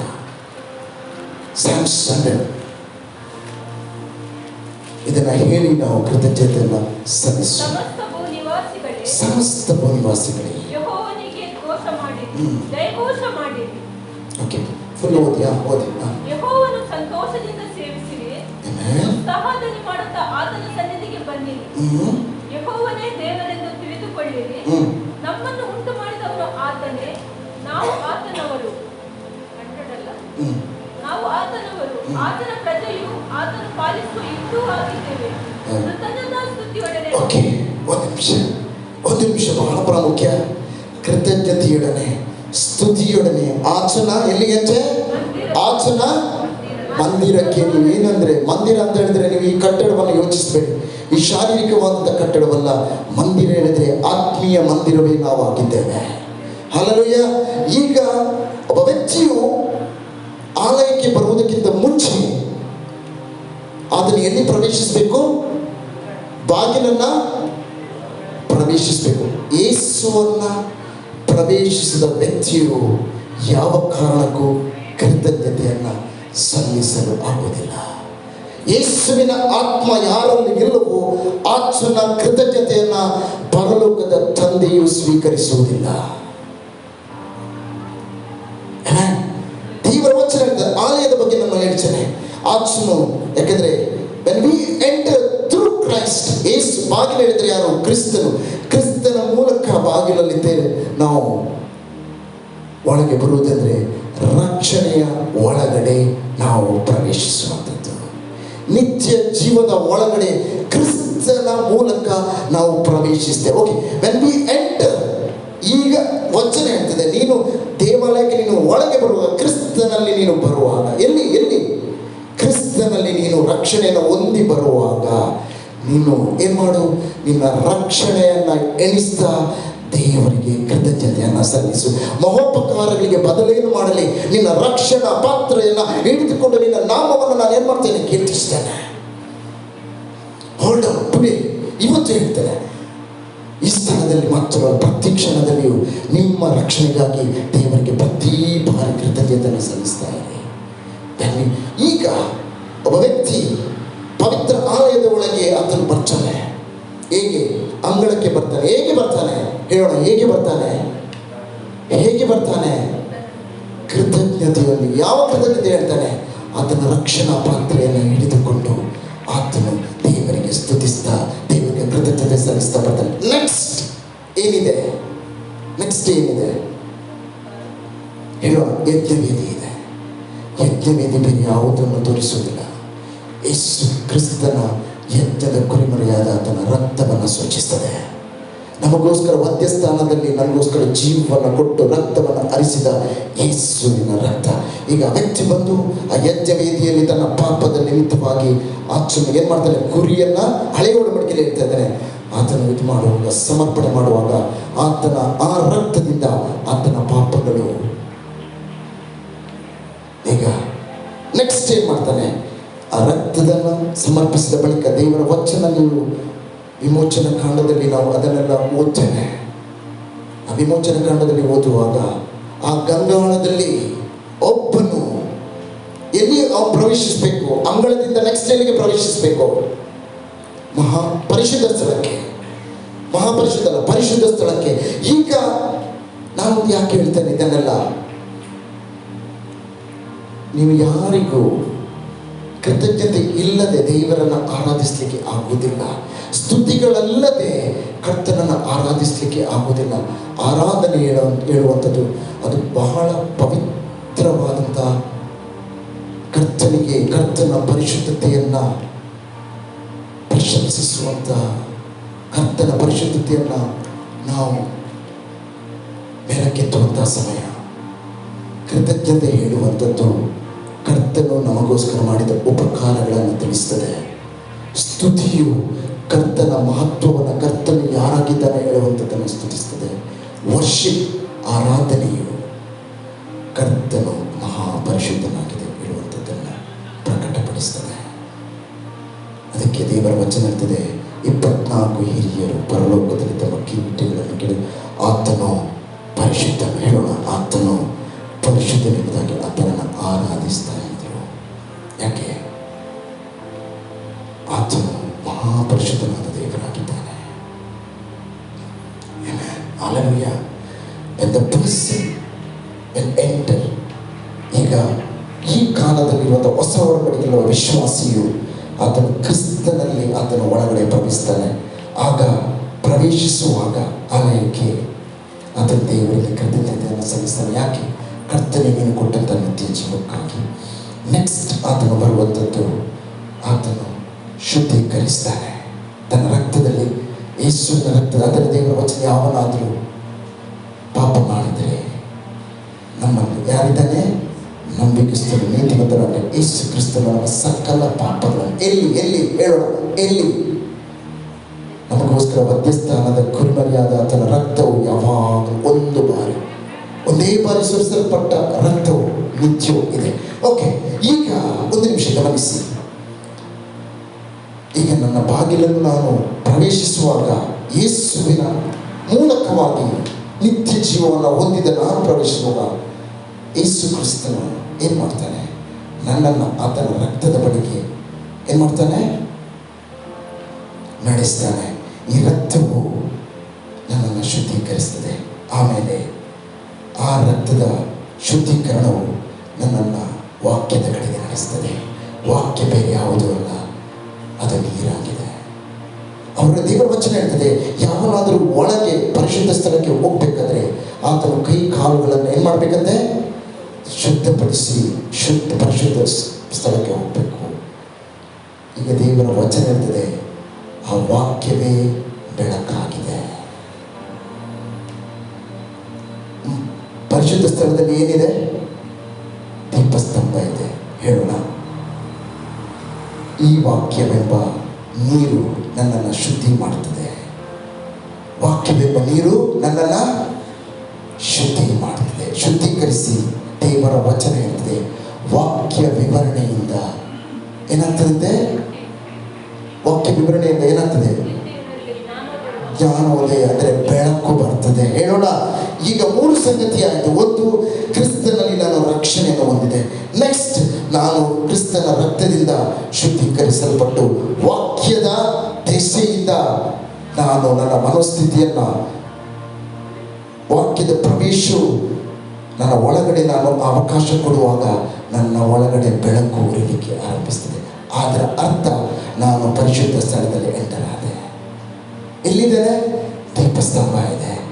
ವಾಕ್ಯದ ಸಂಗತಿಗೆ ನಾನು ಪ್ರವೇಶಿಸುವುದು ಅಂದರೆ ಕರ್ತನ ಭೋಜನದಲ್ಲಿ ನಾನು ಒಂದಾಗುವುದು. ಅಲ್ಲಿ 2 ಸಂಗತಿ ಇದೆ. ಏನಿದೆ? ದೀಪಸ್ತಂಭವಿದೆ. ನಿಮ್ಮ ಮನೆಗೂ ಹೋಗಿ ಓದಿ. ಕೆಲವರಿಗೆ ಫಸ್ಟ್ ಏನು ಹೇಳ್ತಾ ಇದ್ದಾರೆ ಅರ್ಥ ಆಗೋದಿಲ್ಲ. ಅಂಗಳದಲ್ಲಿ 3 ಸಂಗತಿ ಇದೆ. ಪರಿಶುದ್ಧ ಸ್ಥಳದಲ್ಲಿ ದೀಪಸ್ತಂಭ ಇದೆ, ಒಂದು ಕಡೆಯಿಂದ ರೊಟ್ಟಿ ಇದೆ. ಕ್ರಿಸ್ತನ ಮೂಲಕ ನಾವು ಕರ್ತನಲ್ಲಿ ಪ್ರವೇಶಿಸ್ತೇವೆ, ನಿತ್ಯ ರಾಜ್ಯಕ್ಕೆ ಪ್ರವೇಶಿಸ್ತೇವೆ. ಪ್ರವೇಶಿಸಿದ ನಮ್ಮನ್ನು ಯೇಸು ಯಾವಾಗಲೂ ತನ್ನ ರಕ್ತದಿಂದ ಶುದ್ಧೀಕರಿಸ್ತಾನೆ. ಎಲ್ಲಿ ಎಚ್ಚರಿಕೆಯ ಬಳಿಗೆ ಅಲ್ಲಿಂದ ಬಂದವರು ತಿರುಗಿ ನಮ್ಮ ಕೈ ಕಾಲುಗಳನ್ನು ಶುದ್ಧಿ ಮಾಡುವುದು ಅಂತ ಹೇಳಿದರೆ ವಾಕ್ಯದ ಮೂಲಕ. ಅದೇ ದೇವರ ವಚನ ಹೇಳ್ತದೆ, ನಿಮ್ಮ ವಾಕ್ಯಗಳು ಏನು ಮಾಡ್ತದೆ? ನಮ್ಮನ್ನು ಶುದ್ಧೀಕರಿಸುವುದು. ವಾಕ್ಯಗಳು ಬದಲಾಯಿಸ್ತದೆ, ವಾಕ್ಯಗಳು ಮಾರ್ಪಡಿಸ್ತದೆ. ವಾಕ್ಯಗಳು ಪ್ರವೇಶದಿಂದ ನಮ್ಮ ಒಳಗಡೆ ಏನಾಗ್ತದೆ? ಬೆಳಕು ಬರ್ತದೆ, ಜ್ಞಾನವು ಒಪ್ಪನ, ನಮ್ಮ ಕಣ್ಣುಗಳು ಮನೋನೇತ್ರಗಳು ತೆರೆಯಲ್ಪಡ್ತದೆ. ಕತ್ತಲೆ ಇದ್ದ ಸ್ಥಳವು ಹೋಗಿ ಬೆಳಕು ಬರ್ತದೆ. ಆ ಬೆಳಕು ಬೇರೆ ಯಾವುದೂ ಅಲ್ಲ, ಪರಿಶುದ್ಧ ಸ್ಥಳ.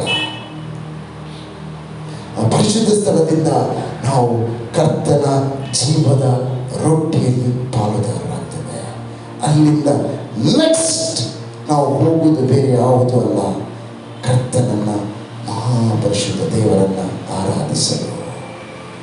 ಮಹಾಪರಿಶುದ್ಧ ಸ್ಥಳ ಬಹಳ ಮೌನ, ಅಲ್ಲಿ ದೇವರ ಸಮ್ಮುಖವನ್ನು ಹೊಂದುವಂಥ, ದೇವರ ಸಾನ್ನಿಧ್ಯವನ್ನು ಅನುಭವಿಸುವ ಸ್ಥಳ. ಹೇಳೋಣ, ಇದಕ್ಕೆ ಆರಂಭ ಯಾವುದು ಗೊತ್ತಾ? ಕೃತಜ್ಞತೆ, ಸ್ತುತಿ. ಒಬ್ಬ ವ್ಯಕ್ತಿ ಪ್ರವೇಶಿಸುವಾಗ ಕರ್ತನಿಗೆ ಸ್ತೋತ್ರ ಉಪಕಾರಗಳನ್ನು ಸಲ್ಲಿಸ್ತಾ ಎಲ್ಲಿ ಬರ್ತಾನೆ? ರಕ್ತದ ಬಳಿ ಬರ್ತಾನೆ. ಅಲ್ಲಿ ರಕ್ತದಲ್ಲಿ ಅದನ್ನು ಶುದ್ಧೀಕರಿಸ್ತಾನೆ. ಆತ್ಮೀಯವಾದ ಸತ್ಯವನ್ನು ಹೇಳ್ತಾನೆ. ಅಲ್ಲಿಂದ ಆತನು ಹೋಗಿ ದೇವರನ್ನ ಸ್ತುತಿಸ್ಲಿಕ್ಕೆ ಆರಂಭಿಸ್ತಾನೆ. ಎಲ್ಲಿಗೆ? ನೀರಿನ ಹಚ್ಚರ ಕೈ ತೊಳಿತಾನೆ. ಕರ್ತನ ಆ ನೀರನ್ನು ಆತನ ಕಾಲಿಗೆ ಹಾಕ್ತಾನೆ, ಶುದ್ಧೀಕರಿಸ್ತಾನೆ. ಇವತ್ತು ಹೋಗ್ಬಿಟ್ಟು ಮನೆಯಲ್ಲಿ ನೀವು ನೀರನ್ನು ಹಾಕುವಂತಿದ್ರಿಲ್ಲ. ಇವತ್ತು ವಾಕ್ಯಕ್ಕೆ ನೀವು ಕೊಡುವ ಆದ್ಯತೆ, ವಾಕ್ಯವು ನಮ್ಮನ್ನು ಹೊಂದುವಂಥದ್ದು ಹೇಳಿದರೆ ನೀವು ಆ ಜಲಸ್ಥಾನದಲ್ಲಿ ಶುದ್ಧರಾಗಿದ್ದೀರಿ. ದೇವರ ವಾಕ್ಯೋಪದೇಶವೆಂಬ ಇದರಲ್ಲಿ ನೀವೇನಾಗಿದ್ದೀರಿ? ಶುದ್ಧ. ದೇವರ ವಚನ ಹೇಳ್ತಾ ಇದ್ದೇನೆ. ಫಸ್ಟ್ ಹೇಳೋಣ, ಮೊದಲು ಕ್ರಿಸ್ತನ ಮೂಲಕ ರಕ್ಷಣೆಯಿಂದ ನಾನು ಪ್ರವೇಶಿಸಿದೆ. ಪ್ರವೇಶಿಸಿದ ನಾನು ಕೃತಜ್ಞತೆ ಒಂದಿಗೆ ಪ್ರವೇಶಿಸಿ. ಹೇಳೋಣ, ಅದೇ ವಚನ ಹೇಳ್ತದೆ, ಕೃತಜ್ಞತೆಯೊಂದಿಗೆ ಸ್ತುತಿಯೊಡನೆ ಆತನ ಮಂದಿರ ದ್ವಾರಗಳಿಗೆ, ಕೀರ್ತನೆಯೊಡನೆ ಆತನ ಅಂಗಳಗಳಿಗೆ ಆತನ ಉಪಕಾರ ಸ್ಮರಿಸಿರಿ, ಆತನ ನಾಮವನ್ನು ಕೊಂಡಾಡಿರಿ. ಯೆಹೋವನು ಒಳ್ಳೆಯವನು, ಆತನ ಕೃಪೆಯು ಯುಗ ಯುಗಕ್ಕೂ ಇದೆ, ಆತನ ಸತ್ಯತೆಯು ತಲಾಂತರಕ್ಕೂ ಇದೆ. ಯಾರೆಲ್ಲ ಪ್ರವೇಶಿಸಿದ್ದೀರಿ ಈ ಸ್ಥಳಕ್ಕೆ? ನಾವೆಲ್ಲರೂ ಪ್ರವೇಶಿಸಿದ್ದೇವೆ. ಹೇಳೋಣ, ನಾವೆಲ್ಲರೂ but that know the truth. ಪ್ರವೇಶಿಸಿದ್ರೆ ನಾವು ಸುಮ್ಮನೆ ಇರಲಿಕ್ಕೆಲ್ಲ. ಹೇಳೋಣ, ನಿತ್ಯ ರಾಜ್ಯಕ್ಕೆ ನಾವು ಪ್ರವೇಶಿಸಿದ್ರೆ ನಾವು ಹೇಗೆ ಪ್ರವೇಶಿಸಬೇಕಂದ್ರೆ ನಮ್ಮ ರಕ್ಷಣೆಯನ್ನ ಹಿಡಿದುಕೊಂಡು ಏನು ಮಾಡಬೇಕು? ಯಾವಾಗಲೂ ಕೃತಜ್ಞತೆ ಉಳ್ಳವರಾಗಿ ಕರ್ತನಿಗೆ ಸ್ತೋತ್ರವನ್ನು ಮಾಡ್ತಾ, ಯೇಸುವಿನ ರಕ್ತದಲ್ಲಿ ತೊಳೆಯಲ್ಪಟ್ಟವರಾಗಿರುವುದು ಮಾತ್ರವಲ್ಲ, ದೇವರ ವಚನವನ್ನು ನಾವು ಸ್ವೀಕರಿಸುವವರು ಮಾತ್ರವಲ್ಲ, ದೇವರ ನಿಜವಾದ ಬೆಳಕಿನಲ್ಲಿ ನಾವು ಪ್ರವೇಶಿಸುವವರು ಮಾತ್ರವಲ್ಲ, ಆತನ ಜೀವ ರೊಟ್ಟಿಯಲ್ಲಿ ನಾವು ಪಾಲುದಾರರಾಗಿರುವುದು ಮಾತ್ರವಲ್ಲ, ನಿತ್ಯ ಪರಿಶುದ್ಧ ಸ್ಥಳದಲ್ಲಿ ಪ್ರವೇಶಿಸಿ ಆತನ ಸಮ್ಮುಖದಲ್ಲಿ ನಾವು ಒಂದಾಗುವವರಾಗಿದ್ದೇವೆ.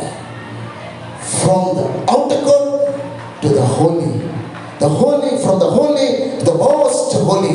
ಹೇಳೋಣ, ಹೊರಗಡೆಯ ಅಂಗಳದಿಂದ ನಾನು ಪರಿಶುದ್ಧ ಸ್ಥಳಕ್ಕೂ, ಪರಿಶುದ್ಧ ಸ್ಥಳದಿಂದ ಮಹಾಪರಿಶುದ್ಧ ಸ್ಥಳಕ್ಕೂ ನಾವು ಪ್ರವೇಶಿಸುವವರಾಗಿದ್ದೇವೆ. ಹೇಗೆ ಹೇಗೆ ಹೇಳೋಣ? ಕೃತಜ್ಞತೆ, ಸ್ತುತಿ, ಯೇಸುವಿನ ರಕ್ತ, ಆತನ ವಾಕ್ಯ, ಇದು ನಮ್ಮನ್ನ, ಆತನ ಆರಾಧನೆ, ಇದು ನಮ್ಮನ್ನ ಆತನ ಹೊರಗಡೆಯಿಂದ ಮಹಾಪರಿಶುದ್ಧ ಸ್ಥಳಕ್ಕೆ ಪ್ರವೇಶಿಸುವಂತೆ ಮಾಡುತ್ತದೆ. ಯಾವುದೆಲ್ಲ ಹೆಚ್ಚಿಗೆ ನೆನಪಿದೆ? ಯಾವುದೆಲ್ಲ ಹೇಳಿ? ಕ್ರಿಸ್ತನ ಮೂಲಕ ಪ್ರವೇಶಿಸಿದ ನಿತ್ಯ ರಾಜ್ಯಕ್ಕೆ, ನಿತ್ಯ ಜೀವದಲ್ಲಿ ರಕ್ಷಣೆಯಲ್ಲಿ ಪ್ರವೇಶಿಸಿದ ವ್ಯಕ್ತಿ ಎಲ್ಲಿ ಹೋಗ್ತಾನೆ? ಯೇಸುವಿನ ರಕ್ತದಿಂದ ಪ್ರತಿ ಕ್ಷಣವು ಏನು ಮಾಡ್ತಾನೆ? ಶುದ್ಧೀಕರಿಸ್ತಾನೆ. ಹೇಳೋಣ, ಶುದ್ಧೀಕರಿಸ್ತಾನೆ. ಶುದ್ಧೀಕರಿಸಿದವ ಅಲ್ಲಿ ನಿಲ್ಲೋದಿಲ್ಲ. ಶುದ್ಧೀಕರಿಸಿದ ವ್ಯಕ್ತಿ ವಾಕ್ಯವನ್ನ ಹೊಂದುತ್ತಾನೆ. ವಾಕ್ಯವನ್ನು ಹೊಂದಲಿಕ್ಕೆ ಆರಂಭಿಸಿದ ವ್ಯಕ್ತಿಯಲ್ಲಿ ವಾಕ್ಯದ ಬೆಳಕು ಬರಲು ಪ್ರಾರಂಭಿಸಿದೆ. ಆ ವಾಕ್ಯದ ಬೆಳಕು ಕರ್ತನ ಸಂಗತಿಯಲ್ಲಿ, ಆತನ ಜೀವದ, ಆತನ ದೇಹದಲ್ಲಿ ಒಂದಾಗಿ ಆತನಲ್ಲಿ ಒಂದಾಗುವಂತೆ ಮಾಡುತ್ತದೆ. ಇದು ಮಹಾ ಪರಿಶುದ್ಧ ಸ್ಥಳಕ್ಕೆ ನಡೆಸ್ತದೆ. Amen, hallelujah. ಅದಕ್ಕೆ ಆತನ ವಚನ ಹೇಳ್ತದೆ, ಮೋರ್ ದೆನ್ ಎವ್ರಿಥಿಂಗ್, ಎಲ್ಲದಕ್ಕಿಂತಲೂ ಆರಂಭ ಎಲ್ಲಿಂದಾಗಿದೆ? ಹೇಳೋಣ, ಕೃತಜ್ಞತೆಯಿಂದ. ಅದಕ್ಕೆ ಆತ ಹೇಳ್ತಾನೆ, ಇಟ್ಸ್ ವೆರಿ ಇಂಪಾರ್ಟೆಂಟ್. 4 ಸಂಗತಿ ಹೇಳ್ತಾನೆ. ನಿಮ್ಮ ಪ್ರಾರ್ಥನೆಯಲ್ಲಿಯೂ ಕೃತಜ್ಞತೆಯನ್ನು ಸಲ್ಲಿಸಿರಿ.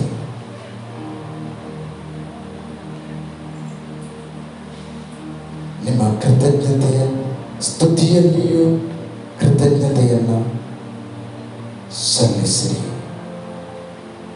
ನಿಮ್ಮ ಬೇಡಿಕೆಯಲ್ಲಿಯೂ ಕೃತಜ್ಞತೆಯನ್ನು ಸಲ್ಲಿಸಿರಿ. ನಿಮ್ಮ ಸಾಕ್ಷಿಗಳಲ್ಲಿಯೂ ಕೃತಜ್ಞತೆಯನ್ನು ಸಲ್ಲಿಸಿರಿ. ನಿಮ್ಮ ಕಾಣಿಕೆಯಲ್ಲಿಯೂ ಕೃತಜ್ಞತೆಯನ್ನು ಸಲ್ಲಿಸಿರಿ. ಆಲಯಕ್ಕೆ ಬರುವಾಗ ಇದೊಂದು ನೆನಪು ಮಾಡಿ. ನಿಮ್ಮ ಮನೆಯಲ್ಲಿ ಕರ್ತನನ್ನು ಆರಾಧಿಸುವಾಗ ಹೇಳೋಣ, ನನ್ನ ಪ್ರಾರ್ಥನೆಯಲ್ಲಿಯೂ ನಾನು ಕರ್ತನನ್ನು ಕೃತಜ್ಞತೆ ಸಲ್ಲಿಸುವನಾಗಿದ್ದೇನೆ. ಕರ್ತನಿಗೆ ಮಾಡಿದ ಮಹೋಪಕಾರ. ನೆಕ್ಸ್ಟ್, ಕರ್ತನನ್ನು ಸ್ತುತಿಸುವಾಗ ಕೃತಜ್ಞತೆಯನ್ನು ಸಲ್ಲಿಸಿ. ಸಾಕ್ಷಿಗಳನ್ನು ಹೇಳುವಾಗ, ಇಲ್ಲಿ ಬಂದು ಅನೇಕರು ಸಾಕ್ಷಿಗಳನ್ನು ನಾವು ಹಂಚುವಾಗ, ಮತ್ತೊಬ್ಬರಿಗೆ ನಿಮ್ಮ ಸಾಕ್ಷಿಗಳನ್ನು ಹಂಚುವಾಗ ಕರ್ತನಿಗೆ ಕೃತಜ್ಞತೆಯನ್ನು ಸಲ್ಲಿಸಿ. ಆಲಯಕ್ಕೆ ಕಾಣಿಕೆಗಳನ್ನು ತಂದು ಬರುವಾಗ ಅಯ್ಯೋ ಎಂಬುದಾಗಿ ಕಾಣಿಕೆಯನ್ನು ತೆಗಿಬೇಡಿ. ದಯಮಾಡಿ ತೆಗೆಯದೆ ಇರುವುದು ಉತ್ತಮ. ಕಷ್ಟಪಟ್ಟು ಇಲ್ಲಿರುವಂಥ ವ್ಯಕ್ತಿಯನ್ನು ನೋಡಿ ನಿಮ್ಮ ಕಾಣಿಕೆಯನ್ನು ತೆಗೆಯುವ ಅವಶ್ಯಕತೆ ಇಲ್ಲ. ಯಾಕಂದರೆ ಆತನನ್ನು ಪೋಷಿಸುವ ಆತನು ನಂಬಿಕೆಸ್ತನು, ಕರೆದ ಆತನು ನಂಬಿಕೆಸ್ತನು. ಆದರೆ ಒಂದೇ, ಆ ಕಾಣಿಕೆಯು ನಿಮ್ಮ ಜೀವಿತದ ವೃದ್ಧಿಯನ್ನು ತರುವಂಥದ್ದಾಗಿದೆ. ಇದು ದೇವರ ವಚನವಾಗಿದೆ. ಕಾಣಿಕೆಗಳನ್ನು ತರುವಾಗಲೂ ಕೃತಜ್ಞತೆ ಭಾವದವರಾಗಿದೆ.